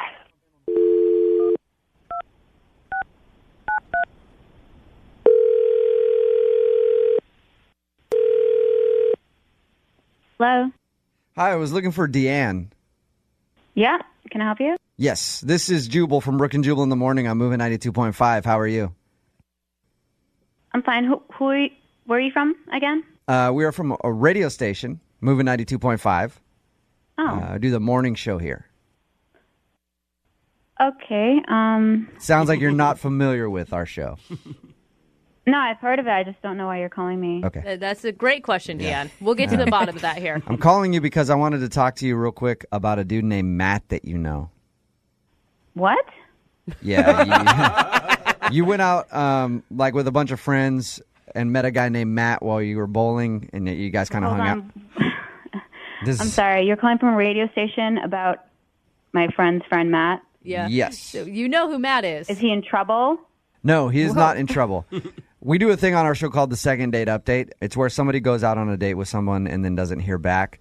They email us to call that person and ask them why. God. So Matt emailed us about you. Are you serious? That's not weird at all. No, I know. Totally normal. Well, here's the thing, though. You're not calling him back, and he wants to know why. And as a last resort, he emailed us to call you. So we are calling you on his behalf. And the question is, why aren't you calling Matt back? Like, first of all, like, I feel like it's a self-explanatory question. I mean, you're calling me from a radio show about my friend's friend who I didn't even really go out with. We just hung out in a group, and he wants to know, like, this is exactly the kind of thing that would make someone not want to call someone. I think this is really super weird. Valid point, Dina. He told us that you guys went bowling, and he also told us that he sent you flowers like 4 days after the date. Yeah, how much else did he tell you? Did he tell you my social security number? Does he have that information? No. We will get that from you later, though, okay? No, but that's pretty much what he told us, is that This you is crazy. I know it's weird, but he told us that you guys went bowling and that he sent you flowers. Was the flowers too much? Is that why you didn't call him back? Yeah, I mean, this is a person who I do not know. Okay, I met him for the first time. We were all hanging out in a group, and I had a good time. It was cool. But then I get flowers at my house. I never gave him my address. I never told him where I live. Oh. That is really creepy. Okay, he didn't tell us that he sent them to your house. Yeah. Well, where did he send them? To the post office, and they just kind of figured out, oh, where's Deanne? Deanne. Where's Deanne? You're like Madonna. They can find you anywhere by just your first name. Yeah, Deanne, seriously. I don't know how he got this information. Like, I did a search on myself online. I'm like, oh my God, is my address somewhere? Like, what's happening? Deanne? Where did this information come from? Yes? I know someone who can tell you how he got that information. Matt is actually on the phone with us right now. Matt, say hi to Deanne. Hi, Dan. Hi. I know this sounds really weird. I didn't realize how creepy that just for me giving you flowers without getting your address. Oh my God. Can you put the other guy on the phone? I mean, did I not just tell you guys this guy is like doing weird stuff and you put me on the phone with him? Yeah, like, what is this? We kind of set her up with a stalker is what it sounds like. No. Matt, let Matt explain himself, and we can't call him a stalker right away. Deanne. Yeah, but I don't know about that because Matt said that he liked me and then he sent me flowers to my house without. Why don't we hear Matt out, though, Deanne? Like, just, we've already got you on the phone for this long. Why don't you at least listen to what Matt has to say? Fine. Look, I apologize if that was like a creepy move or something. I talked to Kim, and Kim gave me your address. I thought it was something kind of romantic or not even just a nice gesture. Yeah, Kim, your friend Kim. She's so pissed at Kim now. I know. I thought we had a lot of fun, and I just wanted to try to maybe go on another date with you. And didn't we even talk about how we have so much in common. We like to keep things casual, blah blah blah, and then this is not casual. Deanne, Matt said he thought you had a moment at the end of the night. Was he totally off? I mean, yeah, we had a moment where I thought he was going to kiss me, and I was like, he is not trying to kiss me. That's the moment that we had. no, because like I liked him and everything, but it wasn't even really a date. So Right. I mean, they say like, you know, you don't want to be slutty and kiss on the first date. I mean, it wasn't even a date. So what would that have been? You know, like no. Yeah. Deanne, you just felt like Matt was like putting on the full court press a little too much. Yeah. Okay. What'd you do with the flowers when you got them at your doorstep? I gave them to my sister. Oh, wow. No, like, well, I mean, I could have thrown them away. I didn't want them. They were beautiful. They were. But, like, I was like, you know. Matt, it sounds like everybody thinks you're a crazy stalker. Are you? I'm really not. No, Okay. no, I'm not at all. Look, I won't call you, contact you. I'm sorry. This is embarrassing, and I feel really bad. And I mean, you're making me feel bad, too, but it's kind of weird that you just said you won't call or contact me, but you want to go on another date. Wow, Deanne. Deanne, okay, hey, at the end of these second date updates, we offer to pay for you guys to go on a second date. Matt obviously wants to go out with you again, Deanne. Do you want to go out with Matt again? You guys know how to pressure people. I know, Deanne, but listen, he all he did was send you flowers, which most girls would like that gesture. I would say double check that that's really where he got the I address just need from. to check with him that that's what happened, you know? Like, If he got the address from your friend, you'll go out with him again. if he got the address from Kim and not, like, from some weird other means, then... Deanne, don't take this the wrong way, but you sound like you're kind of a high-strung person. So maybe you just overreacted. Yeah, maybe a little bit, but I just wanted to make sure, though. I Okay. just need to make sure. That's valid. All right. Well, you can give her that. Matt, I think that we've learned an important lesson here today. I think actually every guy that's listening can take note here. Don't buy girls flowers. That is not Right? the lesson, Jubal. What I've learned from this. I'm taking Yep. note. No. Yep. All right. Thank you. Brooke and Jubal in the morning. Brooke and Jubal's second date update. You go out on what you think is a great first date and then never hear from that person again. We'll call them for you to find out why they haven't gotten back to you. Today we have Tommy from Port Orchard on the phone. Tommy? Hey, how you doing? Pretty good. Who do you want us to get a hold of today? So I went on a date with this girl, and I met her on a dating website. Okay. And she wanted to do like an activity, not like to go out to dinner or something. Let me ask you this. Was it a free dating site or one you pay for? Because that makes a big difference. It's a free trial. Eventually, you would pay. All right. Okay. So either way, she wanted to go do an activity. It's your trial girlfriend. Yes. Yeah. Okay, But, and what happened? so my idea is miniature golf, right? Uh-huh. Had a really good time there, and then afterwards I asked her, I was like, hey, you want to come back to my place? And she said, yeah. And so I was like, oh, she's having fun too. And we go back to my place, and then like literally she's there for like 10 or 15 minutes, and she gets all awkward and weird and like makes up an excuse and ditches out. Like something switched, like something happened, you know? What was her excuse, Tommy? Like all of a sudden she had like work super early in the morning or something. It's weird. Like, you're not the first person that we've talked to that had this happen to them. And my dating experience has never happened where someone just kind of randomly left. Maybe I'm better at dating than I thought I was. No, you just get them so drunk that they can't drive home. That's probably the key. Do you have anything weird in your apartment? No, I don't think so. So you have no idea why she could have just kind of gotten weird and left. Yeah, I mean, literally, we got back and, like, we barely even hung out. There wasn't even time for me to screw anything up. All right, and have you tried to contact her? I have, and she's not answer. She doesn't answer my calls. She won't answer my texts. And now I'm like, I've completely moved on. I don't even care. I just want to know why. Okay. Yeah, you know, yeah. Yeah, you just want an answer. Cool. Okay, we're gonna call her right after this. All right, cool. Turn the lights on. Moving 92.5. Brooke and Jubal in the mornings. Second date update. All right, Tommy went out on a date with a girl. They went back to his place. She was there for a matter of minutes before getting awkward and leaving. He hasn't been able to get a hold of her since. We're going to give her a call now to find out why. Tommy, what's her name anyway? I never got that from you. Amy. Okay. All right. We're going to give Amy a call right now to see why she hasn't gotten back to you. And Tommy, will you remind me, how long ago was the date? About 2 weeks ago. Okay. So it's been a while. One of the nicest. Hang on, Tommy. We're dialing right now. Hang on.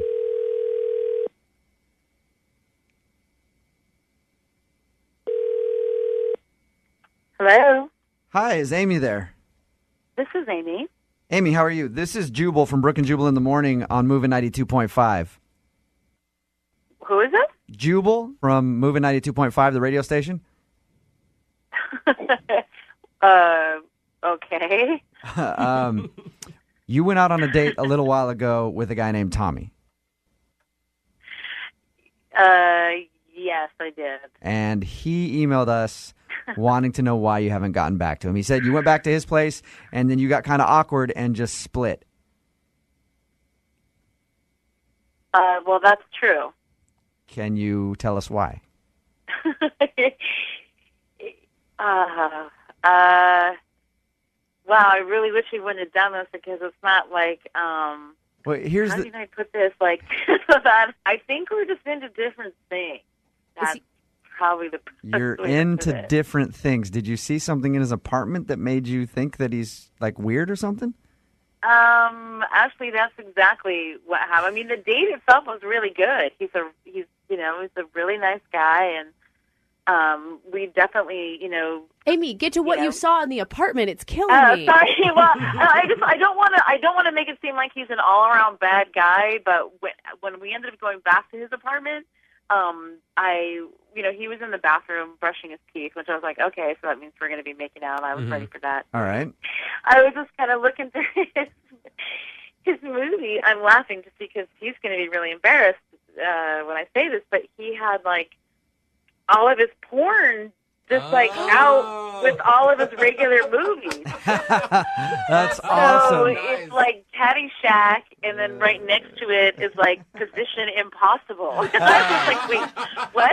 And I remember reading that, I was like, maybe I saw that wrong, and I was like, no. Amy, hang on one second. Tommy, you don't hide your adult movies? Oh, he's on the phone? Yes. They were hidden with all the other DVDs. Amy, yeah, Tommy is on the phone. Tommy, how do you Oh, my. say hi to Tommy again since you haven't talked to him? Oh, my. Hi, Tommy. I'm so sorry that I didn't put those away, but that is just so normal within a guy's apartment, I guess. Yeah, but not. Yeah, whatever you do, like in your home, is your own thing. But it was like that's like not a first date kind of. Yeah. Tommy, I normally don't like to display my porn like a coffee table book. I like to put it away, especially if I know that I've got a date that might be coming over. I know. I apologize. I did not have the forethought to hide it. Amy, I have to ask, though, is that like an unforgivable thing for you? I don't want to say that it's unforgivable, but I think, honestly, I think this was and I'm laughing just because, like, as open as having your porn out, but it's also, like, just the names of the movie that was really weird, too, because they were, like, all on... Wait, so what porn in history wasn't named weird? Yeah, exactly. You actually... I guess I just didn't know that much, It's just weird to see them, I mean, I will give it to him. Everything was alphabetized, and his apartment was very neat. That's awesome. Amy, what were some of the names? I'm just curious. Oh, my God. Well, I don't remember all of them, but the one that, like, totally freaked me out because it's on a kids movie was Chitty Chitty Bang Bang. And I was like, but on the side picture, I was like, that is not the one that I know. You like pick it up, you're like, oh, this is so sweet. He's got like kids movies. He likes Disney. That's not Disney. No. No. Amy? Yeah? Now, we'd like to offer you a second date if you'll go out with him again. Let me ask her. Amy, I'm sorry. I'm a normal guy. Let me take you out on another date. You'll come back, drink some tea at my place. There'll be no porn anyway. If it helps your decision, Amy, we'll pay for the date. Well, he's a really nice guy. That I'll give him. And he didn't try to make any extraordinary horny moves. So I'd go out with him again. Yes. All right. Yeah, you guys can watch porn together. Exactly. Yeah, we're not paying for the movie rentals. Yeah. Brooke and Jubal in the morning. All right, I chose the email for today's second date update based solely off the subject line. What was the subject line? I almost did it with her. Nah. That's what it said. So, of course, you know that's going to get my attention, and I'm going to read your email. Thanks again for all the emails that come in for the second date updates. If you want one, you can email us at brookandjubal@movie925.com, and we will call the person that didn't call you back. Doug, what's up? How's it going? Good. Thank you for the well-titled email, by the way. Thought that might catch your attention. I feel like you might be in advertising because you know how to sell things. Yeah. I feel like he may be in junior high because that's his maturity level. Come on, Doug. Well, his email went on to say that he met a girl named Janice at the bar. What was it that first attracted you to her? Why did you decide to go talk to her? Well, yeah, I'm not very good at that kind of thing, but we kind of met eyes, and she had a really pretty smile, and so I had a beer or two, had a little more courage, and just walked up to her and started talking. After that, you guys went on a date, or that was your hangout night? That was the hangout night. We sat there and talked and had a great time, had a lot in common, laughed. So, yeah, that was kind of the first night. And then, so did you leave the bar with Janice? Yes, left there after a few drinks and some great conversation and went back to my house. And you obviously started kissing, making out, because you almost did it. Right. Yeah, no, it was going great. I mean, things got pretty crazy and hot and bothered, if you will. And so, but then that's when the problem arose. What was the problem? Well, stupidly, I didn't have any, I got the right equipment, protection. Right. The right equipment. You were a woman? Okay, so you didn't have any protection with you. Yeah. And so I told her, hey, look, just give me a few minutes. I'm going to run up the street, and I'll be right back, I promise. I'm so sorry about this, and it was embarrassing, but I thought, things were going so great. So I went to the store, and when I came back, she was gone. Do you think maybe she just rethought it and was like, I'm not ready to do this with this dude yet? I don't know if she, sobered up or I freaked her out or what, but I mean, I was like maybe 10 minutes, and yeah, she was gone. Did you have her phone number? Did you try to call her that night? Oh, yeah, I've been calling and texting her ever since with no response. Doug, can I ask, do you sleep with a lot of girls on the first date? No, I don't. Can we also establish it wasn't a date? They were at a bar and they hooked up. It was all the makings of a one-night stand. Yeah. How much did you call and text her? Because it sounds like a lot. That night it was a little too much because I was kind of freaked out, like she just disappeared, and I wanted to make sure she was okay. Yeah. And so I've been trying, once or twice a day with a call or a text, but nothing crazy. Yeah, I mean, it could have just been too much for her. You just met her that night, and maybe she doesn't do that often, and then she kind of sobered up and was like, oh, I got to get out of here before he gets back. Yeah, I hope it was just that, not like I was bad or something. But you've heard no response from her, huh? Nothing, no. Okay. And you liked her enough that you want to have us call her back. Yeah, I'd really like to figure out what went wrong. I was hoping you guys could help me out, at least get some, if anything, closure, and if there was something I could fix, maybe, another date. What's the worst thing she could tell you? Oh, God. That there just wasn't enough there to make it worth her time. Maybe that's it, yeah. She be got a awesome. preview, and you were like, I got to go to the store. And she's like, thank goodness. I can't wait to get out of here. All right. Well, I kind of hope that happens, too. Not, Yeah, I know. Doug, I like you, but I just think it'd be funny to hear. So good. We're going to call her right after this song and get your second date update, all right? Sounds good. All right, hold on, man. Moving 92.5. Brooke and Jubal in the mornings. Second date update. Now, Brooke, you keep saying that Doug didn't actually go on a date with Janice, the girl that he met at a bar, then went back to his place and almost did it. Yeah. No, that's not a date. That's an unplanned date. No, it's not. Yeah, I think that's an unplanned Yeah, date. it's two people hanging out with each other, spending time. It's a hookup. Doug, That's a date. do you think that that's an unplanned date is what I'd like to call it? Yeah, I would definitely call it a date. I mean, as long as we talked and learned about each other, I mean, that seemed like a first date to me. Okay. What do you call a one-night stand then, Doug? I would call it very lucky in my case. I like Doug. Now, Doug had to run to the store in the middle of his unplanned date to get some protection. And when he came back, Janice was gone. So we're going to call Janice right now and see if we can get her on the phone and ask her why she left. Doug, are you ready to do this? I'm ready. You know, all of Seattle could be finding out that you got a small Thanks for reminding me. All right, just making sure we're on the same page, Doug. All right, Doug. I'm going to call her right now. All right.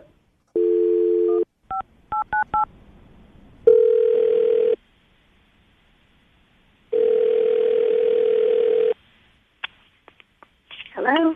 Hi, is Janice in? Yes, this is. Janice, how are you? This is Jubal from Brooke and Jubal in the morning. I'm moving 92.5. Hi. How's it going? Good. How are you? Good. Are you familiar with our morning show? No. Okay. Sorry. That's all right. No, that's fine. I'm a little offended, but I'll get over it. We're calling you because we do a segment on our show. It's called the Second Date Update. It's where if you go on a date with someone and don't call them back, that person emails us to call you and ask why. Okay. So you went out on a date with somebody. You remember Doug? Kind of. Well, Doug has been trying to get a hold of you because he'd love to take you out again, but you're not getting back to him, so he wanted to know why. It just didn't really work out. I mean, I was really drunk that night, and, when I finally sobered up, I just wasn't really into it. Do you mean you had beer goggles and you don't think he was really cute, or you're just embarrassed by the situation? I guess just the more I found out about him personally, I just wasn't really into it anymore. What did you find out about him personally? I'm only telling you because I think for other women out there, they should also be aware of this. Okay. I started looking around his apartment. Right. And I opened up his closet, and inside there was a whole bunch of leather S&M paraphernalia. Whoa! Wow. I was really scared you were going to say dead bodies, so I'm just relieved. Oh, my God. Janice, Doug is actually on the phone with us right now and just heard what you said. I can't believe you went through my closet and looked through things. What?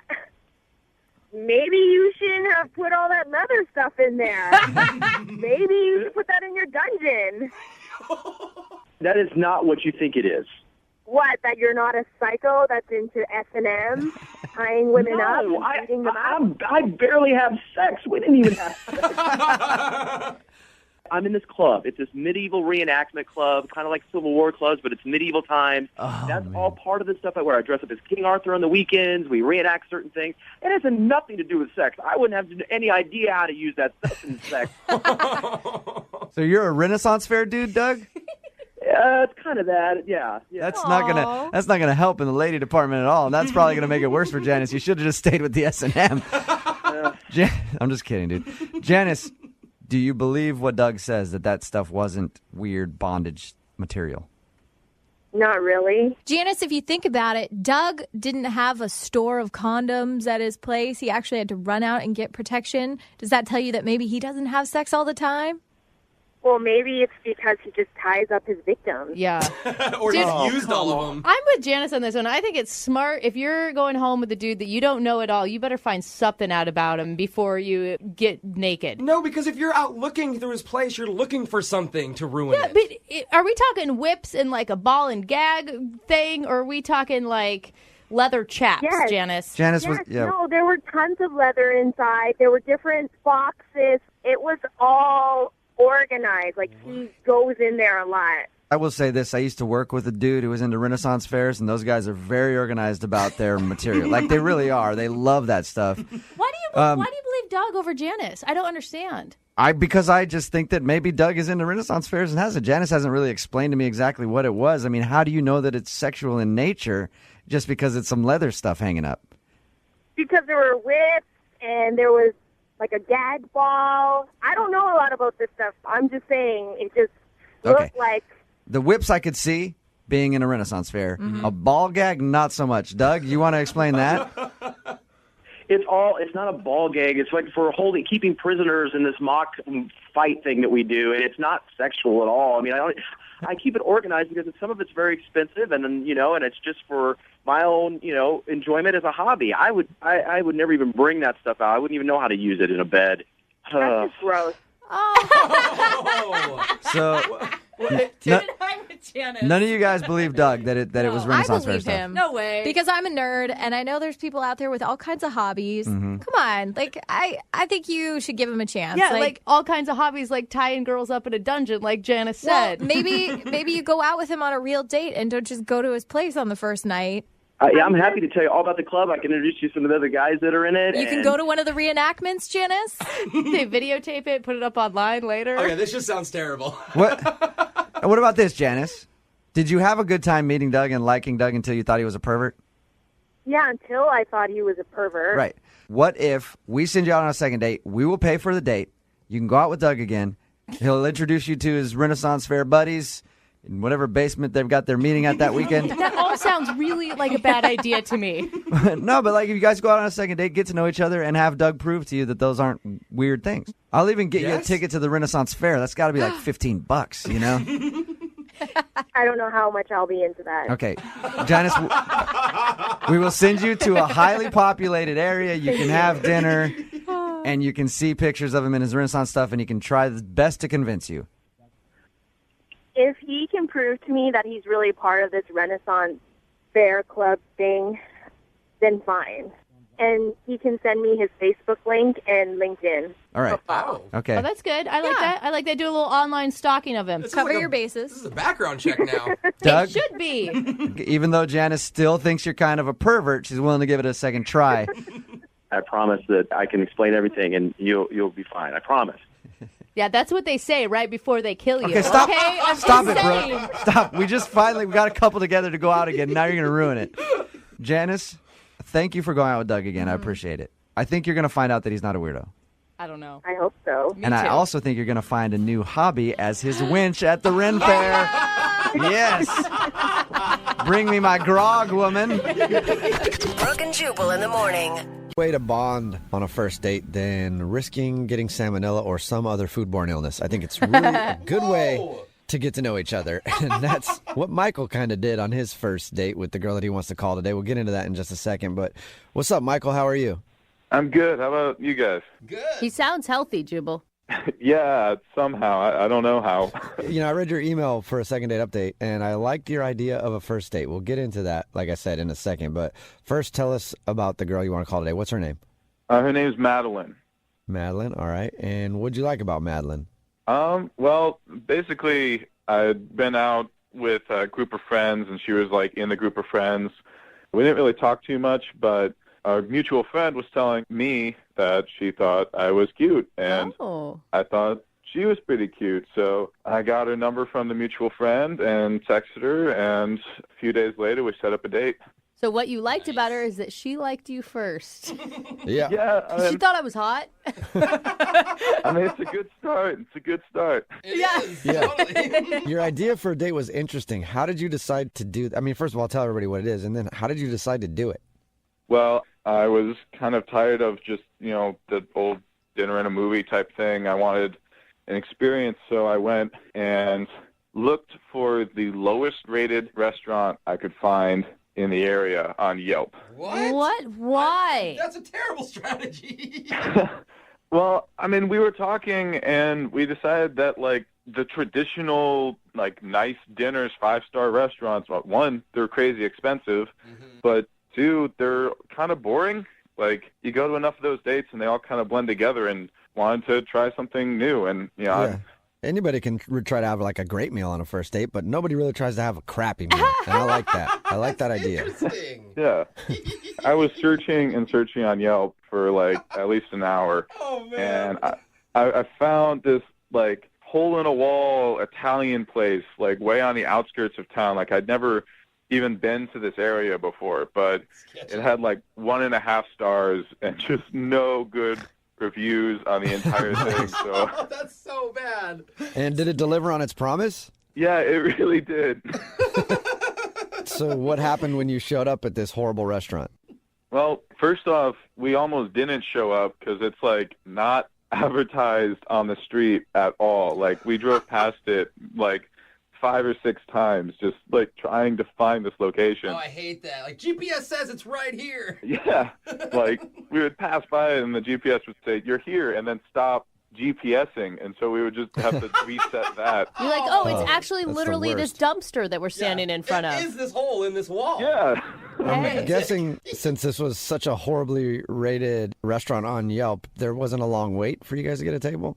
No, we walked in when we finally found the place, and there was literally nobody there. There wasn't, like, a host or anybody in the actual place. And eventually a guy from the back walked out, and first off, he was, like, really uneasy. He was like, "Oh, are you guys the cops?" What? And we're like, no, we aren't the cops. This is actually pretty exciting. This is great. Yeah. That's a normal question whenever you walk into a restaurant, I think. Then he patted you down to see if you were wired. No. But then he was like, are you from the health department? Which is kind of got us a little freaked out about whether or not this food was okay. And you still decided to eat there. Well, we were committed at this point. Like, we'd been talking about it, so we had to. But we were like, no, we're not from the health department. And after that, he, like, really perked up. And all of a sudden, he was like, oh, yeah, well, come on. Let me get you something. Okay, there you go. But then we're sitting there, and we're looking for what food we want to get. And we mentioned that it's our first date. And so he takes our menus and goes, oh, I got the perfect thing. Oh, no. That means I got whatever's left in the freezer from whoever hasn't been here in so long. Yeah, so we're sitting there for like a few minutes just wondering what it could be. And he just comes out with a big bowl of spaghetti and meatballs. Oh! And that's it. That was his big surprise, spaghetti and meatballs. Yeah, that was This is a the big specialty. special thing. Apparently he's like proud of the meatballs, like it's some family recipe or something like that, but they were pretty run-of-the-mill. So, The heat up ones, the frozen meatballs. Oh, man. so he actually sits down with us at the table. What? So kind of the rest of the meal is us talking to him. That's got to be nice on your first date, getting to know this weird restaurant owner. Sounds so happy to just have someone he around. needs to be socialized more, I think. Yeah. So was she into it, or was she annoyed by the end? I mean, I was taking it all in pretty good humor, and I felt like she was laughing along pretty well, but I am calling you guys, so I mean, something went wrong. Did you get a kiss at the end of the evening, or? No, there wasn't really an opportunity to be very romantic, but it felt like we had fun. I thought it was worth continuing getting to know each other, but maybe I'm wrong, I guess. Hasn't really been responding to anything. All right, well, we'll play a song and then come back and get your second date update, all right? All right, hang on. If you're just tuning in for today's second date update, Michael is on the phone, and today he wants to call a girl named Madeline. They actually had one of the worst first dates ever, but on purpose. It wasn't a bad thing. They decided, as a joke, they would find the worst-rated restaurant on Yelp and go eat there, and they did, and it was a really weird experience. And then they went to a dive bar after, and you can't figure out why he's not getting a call back. All right, Michael, we're about to dial her phone number. Are you ready to go? Yeah. I'm a bit nervous, but excited. And you thought that, like, maybe the date ended up just being a little bit too much for her? I think so. I can't imagine anything else. I'm afraid I freaked her out, but I remember she was the one who first expressed interest in me, so I'm really in the dark here. Okay. You don't think maybe she got food poisoning and died, do you? Died? Oh, I hope not. Well, she's not calling you back. That's the only thing I can think of is she's got to be dead. The That's what I restaurant always had think, though. 1.5 stars, not 0 stars. Oh, okay. Yeah. Well, I'm going to dial her phone number right now. Here we go, Michael. All right.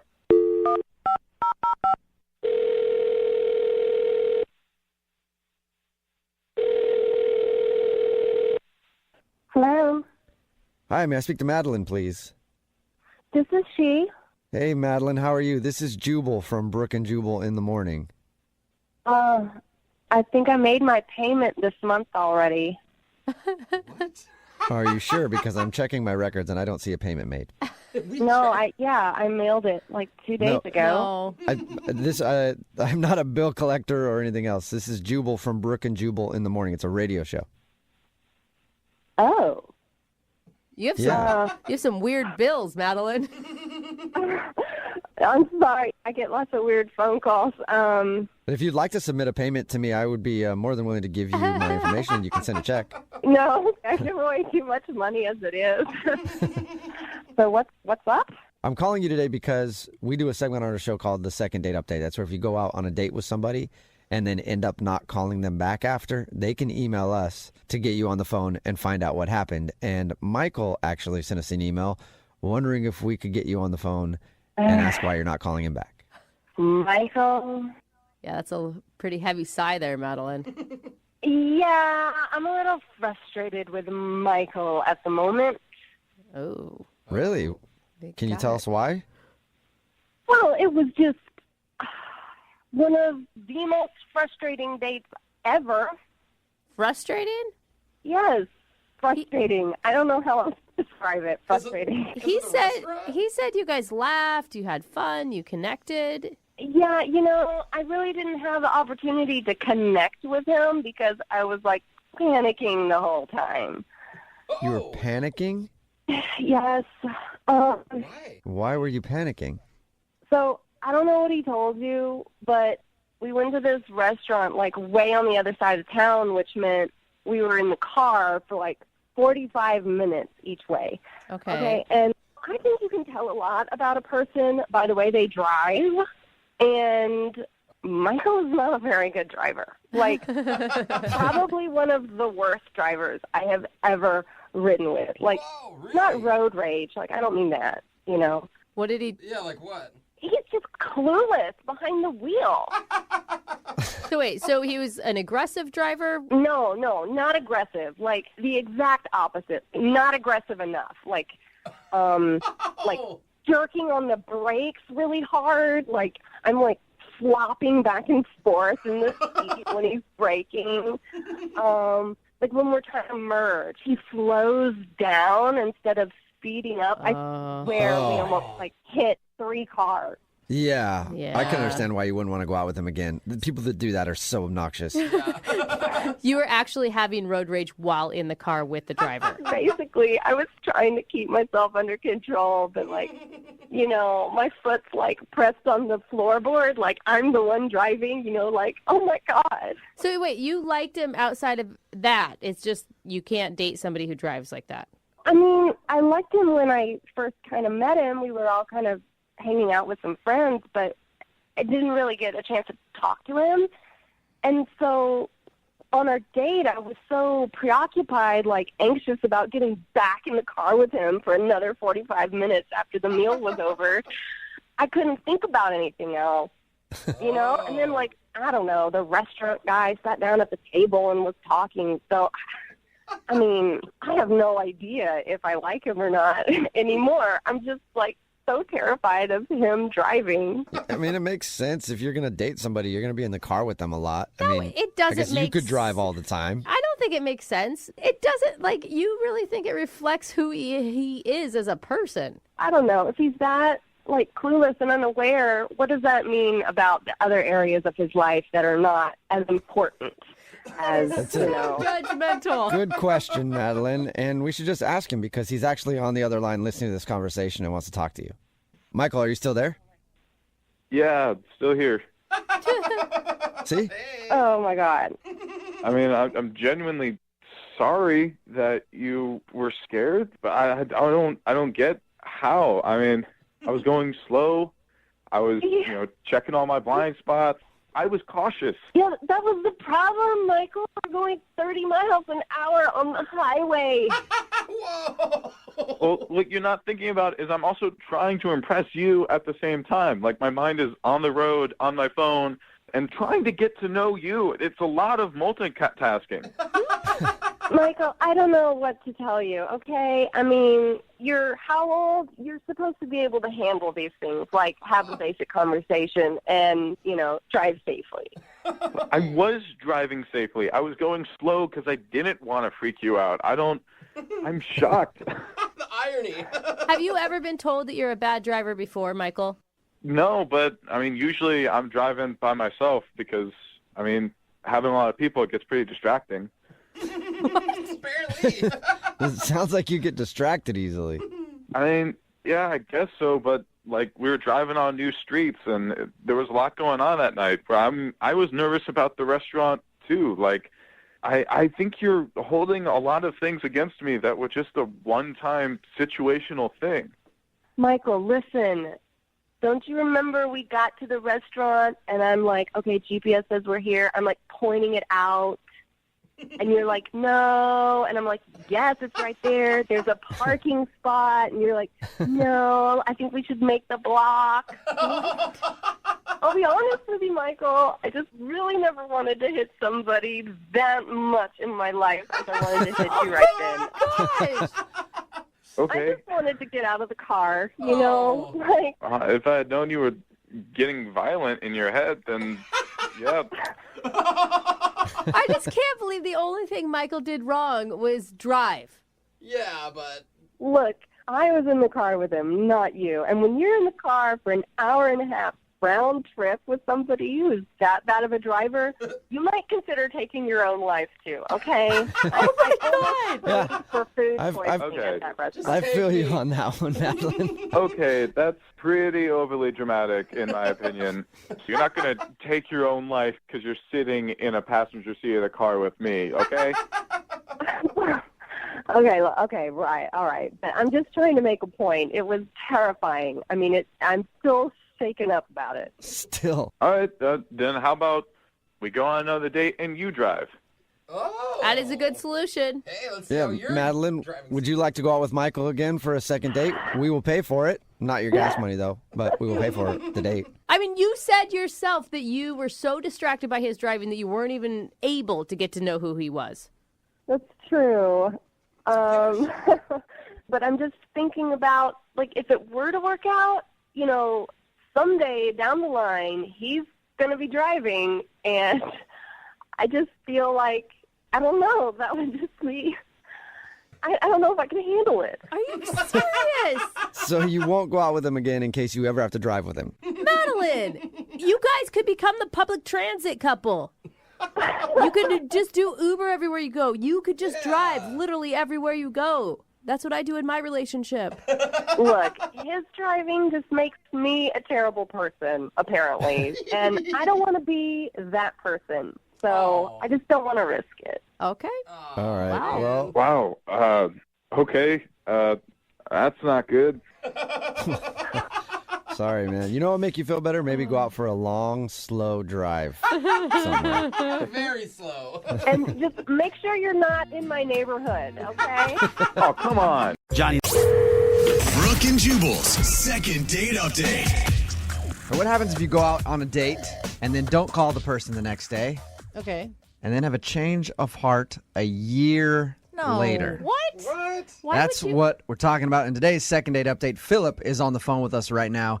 He met a girl named Hannah during a karaoke night a year ago Okay. and is deciding just to get a hold of her now. Why? Philip?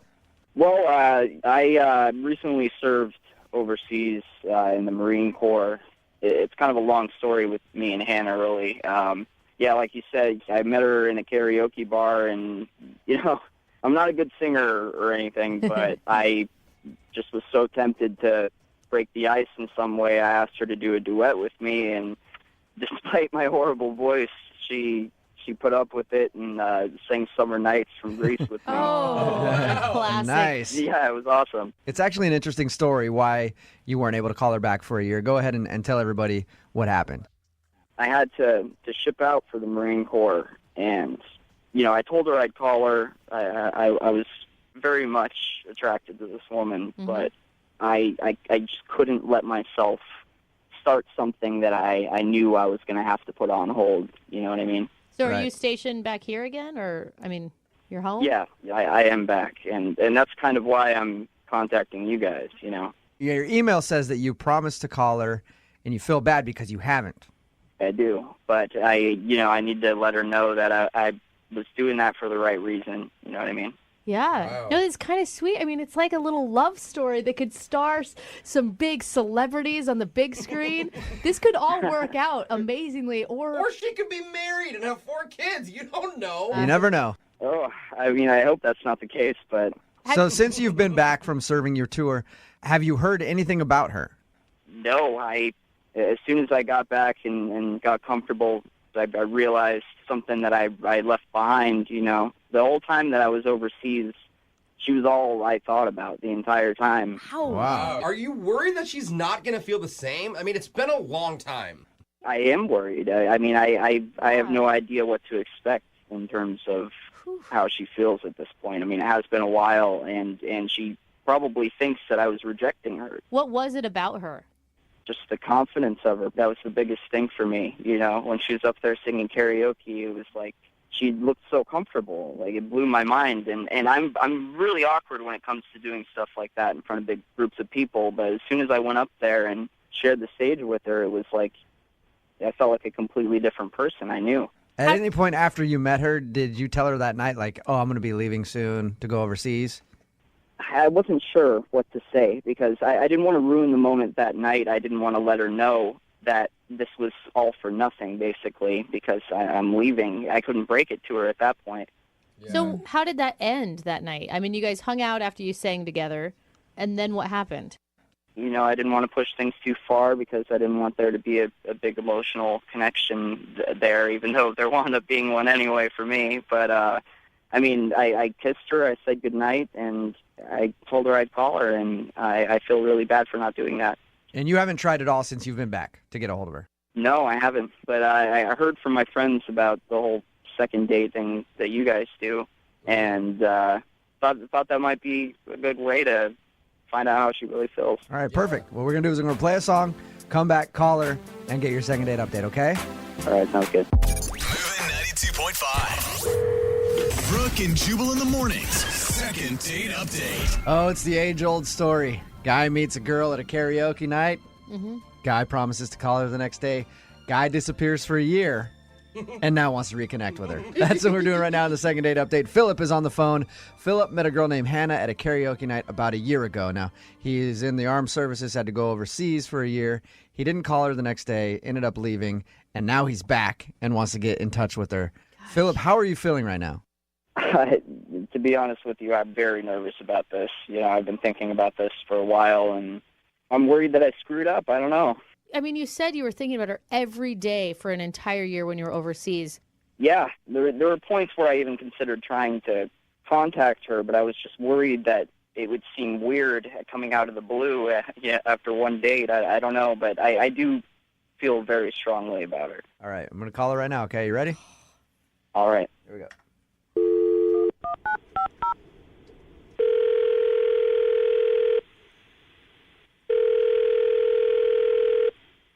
Hello? Hey, is this Hannah? This is? Hannah, how are you? This is Jubal from Brooke and Jubal in the morning. What? This is Jubal from Brooke and Jubal in the morning. It's a radio show. How you doing?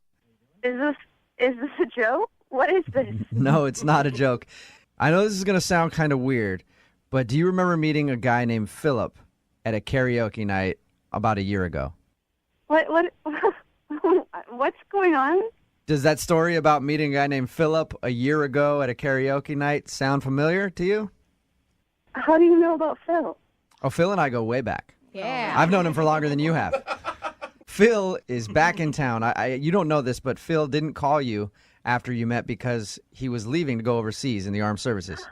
Oh my gosh, he was overseas? Mm-hmm. But he has emailed us and asked us to get a hold of you. Why? Because he says that he really connected with you that night a year ago. And now you don't know this, but in his words, he said he's thought about you the entire time, and now he's back, and he wanted to get a hold of you. Oh, this sounds... Did you like Philip? Yeah. Oh my gosh, this is so cute. She's excited. What'd you think when Philip didn't call you back the next day after you met him? Wow. I mean, this is like cheesy to say, but it kind of broke my heart.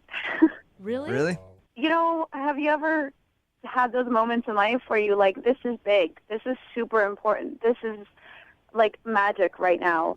Yeah. And it was. And then I never heard from him again, and it was like it had been a dream or something. Okay, so let's see, where are you at now? So Philip has been gone a year. He's back in town, and he wants to get a hold of you. Wow. I wish I had known. I spent like 4 months pining over this one evening, but then a couple months ago, a friend set me up with a friend, and I've been seeing him for a couple of months. Yeah, but how serious is it? I mean, we're only a couple months in, and you're obviously, like, pining over a guy for 4 months is crazy after one night. A guy that you met on one night, you have no idea about, but you've been seeing somebody for a little while. Yeah, I've got a boyfriend. Yeah. Okay. But there's something so powerful that's happening here. So you have a boyfriend. Yeah. Okay. Now, do you want to talk to Philip at all? I don't know. I asked the question because Philip is actually on the other line right now. What? Hi, Anna. How are you? Oh my God. Are you there? Hi. Yeah, I'm here. Hi. Listen, honestly, right now I'm really disappointed. Not in you by any means, just in myself for letting this go as long as I did. And I didn't expect you to wait for me, but I really need to tell you that that night, it meant a lot to me. That's the first time in my life where I've really felt like I met someone that took me out of my shell, you know. For the first time, I felt like I was around somebody that I could be completely honest with, and I couldn't stop thinking about it while I was overseas, but I felt so guilty for not calling you and for not telling you that I was going there in the first place. And I wish you had. I wish you had. I really wish I had. I didn't know. I thought maybe you didn't have the experience that I had. No, I want you to know that I did, and I'm not doing this like at this point. Everything that I'm saying, I'm not doing in spite of your boyfriend to try to steal you away from him or anything. I'm speaking completely from my heart, and that night meant so much to me. It really got me through my stint overseas, you know. But I understand if you have a boyfriend. I'm not trying to intrude on that. I want you to know how I feel. You're so sweet, and the connection that we shared was so amazing. I wish you called me sooner. I know the timing is horrible, but I have to try. You know, I have to. When I feel strongly about a person, I can't just give up on that person. So both you guys felt the same way about that night. That is so crazy. Yeah. I think we did, yeah. And are you, like, in love with your boyfriend? I mean, have you guys gone to that level? That's a really hard question to answer, actually. And I mean, and I don't want to sound shallow, but sometimes you meet people and it's just like everything lines up and it just all clicks. And sometimes it takes time to start to uncover that. And my boyfriend is definitely someone that it takes time to uncover with. Is that what you're saying, Hannah, that like you still don't really feel as strongly about your boyfriend as you do about that night with Philip? I don't know. It's more complex than that. I just know if I was in your situation, I would go back to this boyfriend, and all I could think about was this man who's come back into my life after a year, and what am I doing? Look, I don't know. This has gotten really complicated all of a sudden, listen, and really unexpectedly. I'm not trying to create problems for you. That's not something I want to do. That was never my intention. But feelings are feelings. You can't ignore them. Hannah, what if we send you guys out on a second date? We will pay for it. Are we allowed to do that? She has a boyfriend. Yeah, of course we are. Honest. Meet up with him. You guys can have a conversation. You don't have to. It doesn't even have to be called a date if you don't want it to be. If you have a boyfriend.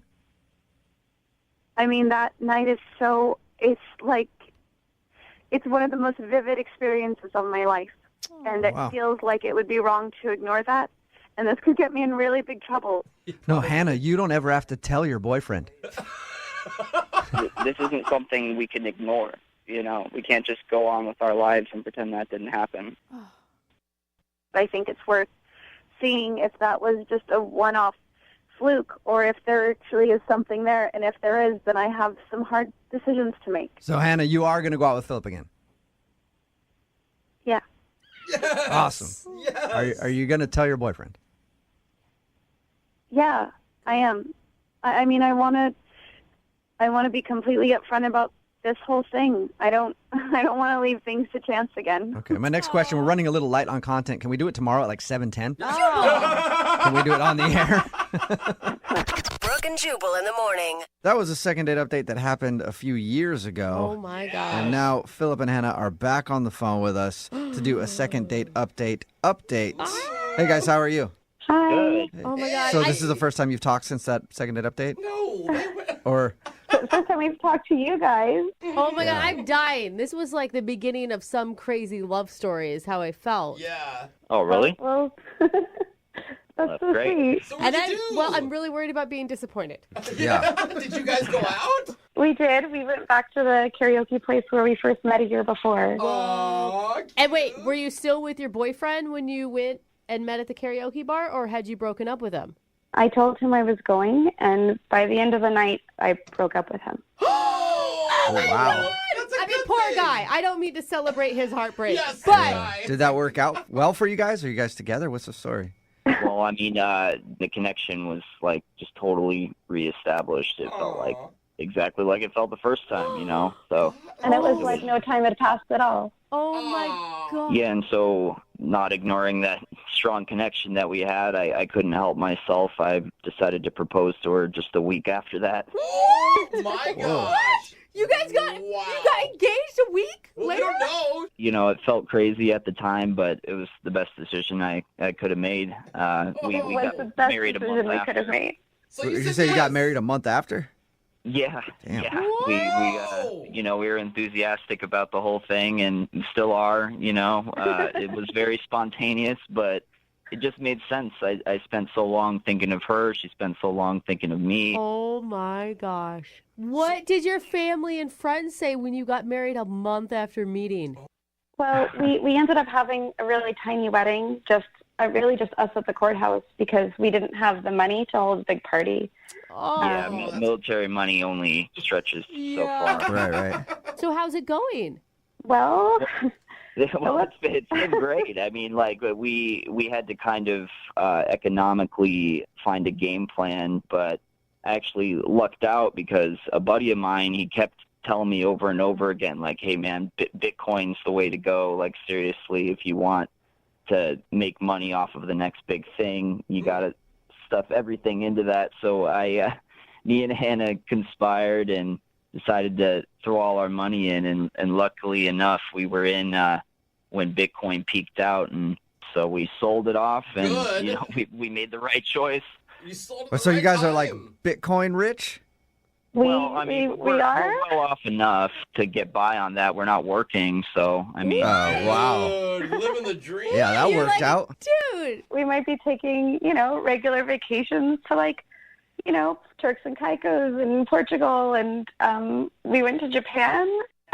Okay, so So you are rich. yeah, you guys are Bitcoin rich. Dream. Screw you guys. Everything worked out for you. Yeah, I kind of don't like You it. guys Yeah. have no more karma to cash in. It all happened. well, I mean, obviously, thanks have to go to you guys. I mean, none of this would have happened if not for coming to you guys with all this, and I don't know if I would have had the courage to make this happen on my own. So you guys made this happen. Yeah, well, Thank thanks. you so much. Thanks doesn't mean as much as a nice paycheck. You guys could send some of that Bitcoin money this way,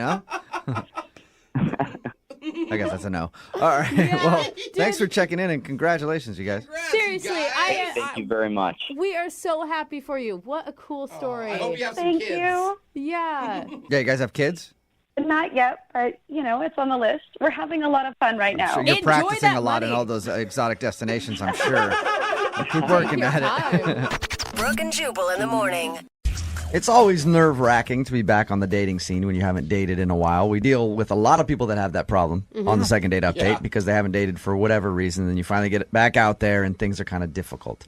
That's the problem that the guy on the phone is having today. He hasn't dated in over 2 years for a very good reason. Darren, how are you? I'm doing good. How you guys doing? Pretty good. Thanks for your email. Thanks for agreeing to do a second date update. Now, you said that you hadn't dated in 2 years. Yeah, just about over 2 years because my wife had passed away. Oh, man, I'm so sorry to hear that. Well, I had to take the time, and I felt like after that 2 years, I was ready to try to give it a go again. And so I did kind of what everybody does, and I got an online dating profile. Okay. And the girl that you want us to call today, what's her name? Her name is Stacy. Stacy. And what attracted you to Stacy on her internet dating profile?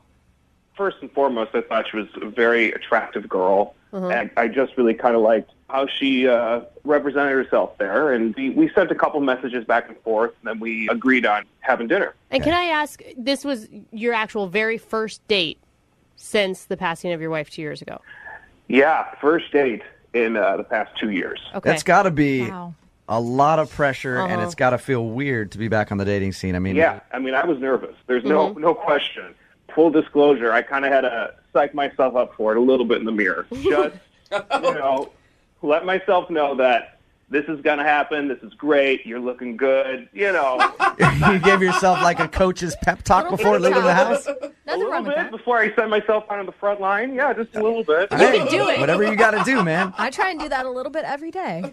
I just kept saying, just breathe. Just breathe through it. Get through dinner. It's going to be great, But I felt like I was ready, and I felt like it actually went pretty well. We had good conversation, and I was a little sweaty. When you say a little sweaty, how sweaty do you mean? I mean, I felt it going down my back. We could say that, I guess. Okay. But was it going down your forehead, and was your clothing soaked? I mean, there was some wiping. Okay. All right, so you were sweaty and nervous. Do you think your date picked up on that? She did. I mean, I kind of had to acknowledge it after a little bit. Was there like one moment that stands out to you as like the best moment of the date? Yeah, I guess a nice moment was just sitting at dinner when our entrees came, and I was nervous, and I know I was putting that energy out there, and there was a little bit of a tension, and I just acknowledged it and said, hey, I'm nervous. You are really attractive. And my fault, my bad, and we were able to kind of laugh about it, and she said she understood, and, it just kind of changed how I felt about the evening, and I felt like she was understanding of the whole situation of my life. That's good. If she wasn't understanding about that, I wouldn't want to be calling her back at all. Sound like an evil person. Yeah, that's the reason. Yeah. Exactly. Yeah, I mean, that's exactly how it felt. On a scale of 1 to 10, since you've been out of the dating world for a little while, what would you give this date? I mean, I would give it a strong 7, 8. A strong 7, 8. Do you feel like she felt the same way, though? I mean, I thought so. I really thought so. So that's why I emailed into the show. And how did you end things with her? I drove her back to her place, and we were saying goodnight, and she had kind of put her hand out, and I'm going to admit, it was awkward. I'm awkward. I can't help it. And I literally said out loud, can we hug? And I just did it before I even got an answer yesterday. You just jumped in on a hug. That's cute. That's all right. I think that's not necessarily a bad thing. I mean, it's a hug. It's not like you said screw it and just like started trying to make out with her. I mean, I'm 6'4", and she's, got to be 5'4". She's, so I'm much taller than her. All right, so she's tiny and you're a big dude, and you just engulfed her with your big arms. I guess so, yeah. Do you feel like that creeped her out? I hope it didn't. I feel like, that's not going to end everything is a giant bear hug. I hope not. Honestly, I was like, I got to get out of here, not do something else awkward. How clear were you with her that this was like your first date? And did you bring up that your wife had passed? Yeah, we brought it up just because she asked, like, are you dating a lot, or why are you dating? And I kind of had to bring it up. I didn't want to lie and have it be something else. And totally. So I just kind of mentioned it, and she seemed okay with it. How many times have you tried to get a hold of her after your date? Well, like 2 days later, hadn't heard anything, so I sent her a text that was just said, hey, it was great to see you. How's your day going? And I didn't hear anything. So I was like, well, maybe I should give her a call. So I gave her one call and left her a voice message that was basically the same. Did you send her another text like, what about the hug? Don't you remember the great hug? How dare you do this to me? I did not bring that up again. Okay. Do you think, I mean, you haven't dated in 2 years. Why not just like chalk this one up to, well, that was the first time out. We're going to give it another go with somebody else next. It just felt right. It felt right. And, I figured if I think it feels right, I should probably go after them. Okay. Well, we'll play a song, come back, call her, and then get your second date update, okay? All right, sounds good. All right, man, hang on. Moving 92.5. Brooke and Jubal in the mornings. Second date update. I don't make this promise very often in second date updates, but I promise that I'm going to get the guy who's on the phone a second date today. What? Yeah, Really? I promise him, no Really? matter what, because I like him. He's a nice guy. He's been through some stuff, and he deserves to get a date. If not with the girl that we're about to call for him, with somebody who texts in, I don't know. I think that's fine. Or if I have to put on a dress and go out on a date with him, I don't care. I am guaranteeing, Darren, that you are going to get a date out of this phone call we're about to make, okay? I hope so. All right. You know what? I kind of hope she says no so that I can go out with you. Yeah, Jubal puts out. Yeah. If you're just tuning in for the second date update, Darren wants us to call a girl named Stacy. They met online. He hasn't dated in a couple years for good reason. His wife passed away, and he was ready to date again. So he decided to go online, and he met Stacy. They went out for dinner. He was a little bit nervous, and that showed. He's sweating and just a little awkward during the whole date. He says the date ended with a very big sweaty hug from him that she didn't really seem like she wanted. So, Darren, you ready to make the phone call? Yeah, let's do it. All right, man, here we go. Man. Be confident. You've got a 100% guaranteed success rate right now. Look at it this way. It doesn't matter what she says, Darren, you're still getting a date. Could be with a dude, but you're still getting a date. I mean, I am a big fan. Well, there you go. All right. Okay, I'm going to dial the phone number right now, see if we can get her on the phone.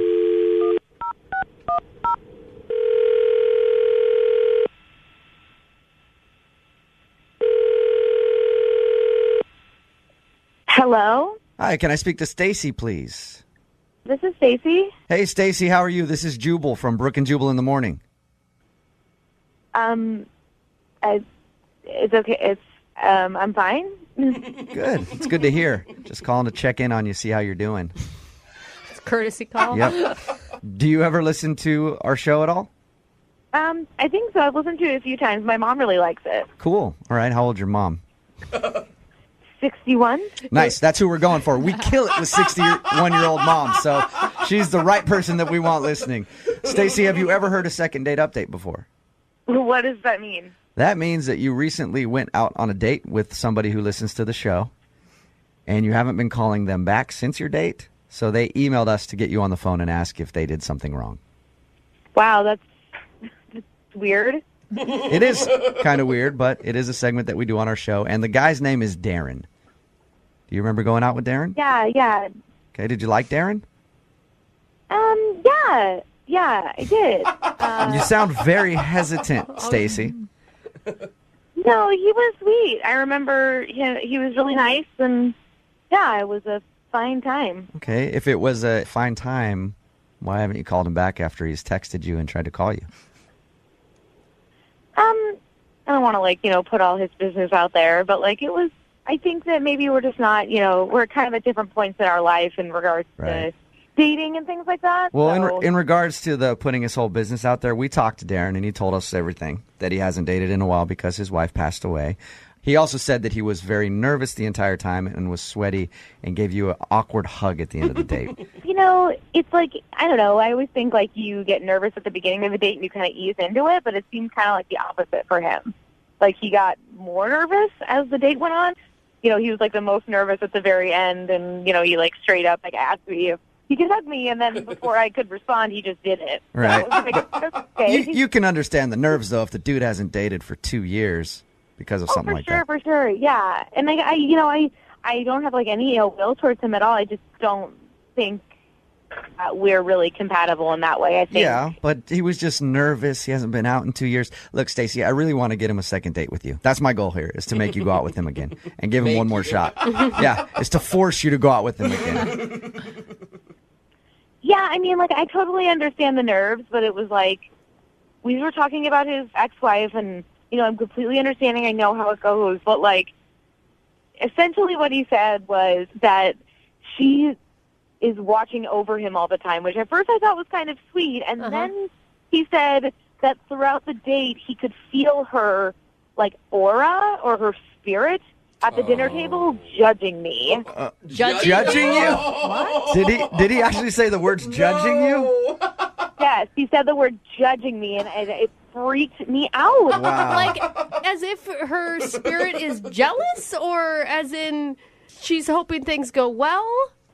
I took it as she was jealous, she was judging me, how dare, thinking that I'm some easy girl, trying to pick up a dude, maybe he said it wrong, and he meant to say I feel like her presence is around me all the time, and she would want me to be doing this. Look, it's probably a weird thing to say either way, of course, but I doubt he was saying my wife who passed away is sitting next to me right now. Her spirit is, and it thinks you're a skank. I doubt that's what he meant by that, Stacey. Well, regardless of any of it, it just really creeped me out. Did you say anything to him after he brought up the dead wife judging you? No, it was just weird. It was just really creepy, and I think he just needs to take some time. Stacy, I hate to get weird on you too, but there is another presence that's listening to this phone call right now. What do you mean? I mean that Darren is actually on the phone and heard everything that you just said. I was judging you. Are you kidding me? No, I'm not. Oh, Hey, my God. Hey. Look, I had no idea that you would be listening to this. They called me out of nowhere, I'm sorry. I mean, are you okay? Are you really upset? I mean, sorry. no, it's fine. It's good, I guess. Well, I'm really sorry, but I know that you were really nervous, and I felt like I was as patient as I possibly could be, but it's just kind of weird, It's weird to go on a date with somebody and have the person say that their dead wife is judging me. It's like my uncle passed away last year, and I can't just say oh, my Uncle Bob is, judging you. You have to understand how that would freak someone out. Well, but it was a good thing. It was good that she was there, and good that she approved of you. She liked you, and I felt like if she likes you, then this is a good thing. That's kind of weird, okay? I just don't want to know what your ex-wife is thinking. Well, can we do it again? And, we can go out again, and, I could leave her at home? Can we make it happen? Look, Darren, the whole spiritual thing, it just kind of freaked me out. Look, Stacy, you're really screwing the second date update up for me because I promised Darren that I would get him a second date with you. Will you go out with Darren one more time? Come on. I will pay for a second date. No, I'm sorry. I appreciate it. I appreciate your time, but no. Okay, well, at least Darren learned a little bit of a lesson here, and, Sure. Next time you go out on a date, don't bring your dead wife's spirit, or just make her wait in the car or something. I guess so. Yep. And I'm saying that because, the promise I made you at the beginning of this was you were going to get a second date with somebody, no matter who it is, and I don't want you to be awkward when you and I go out. Uh-oh. Yeah, looks like I got to pick out a nice evening dress, don't I, Darren? You better look nice. Brooke and Jubal in the morning.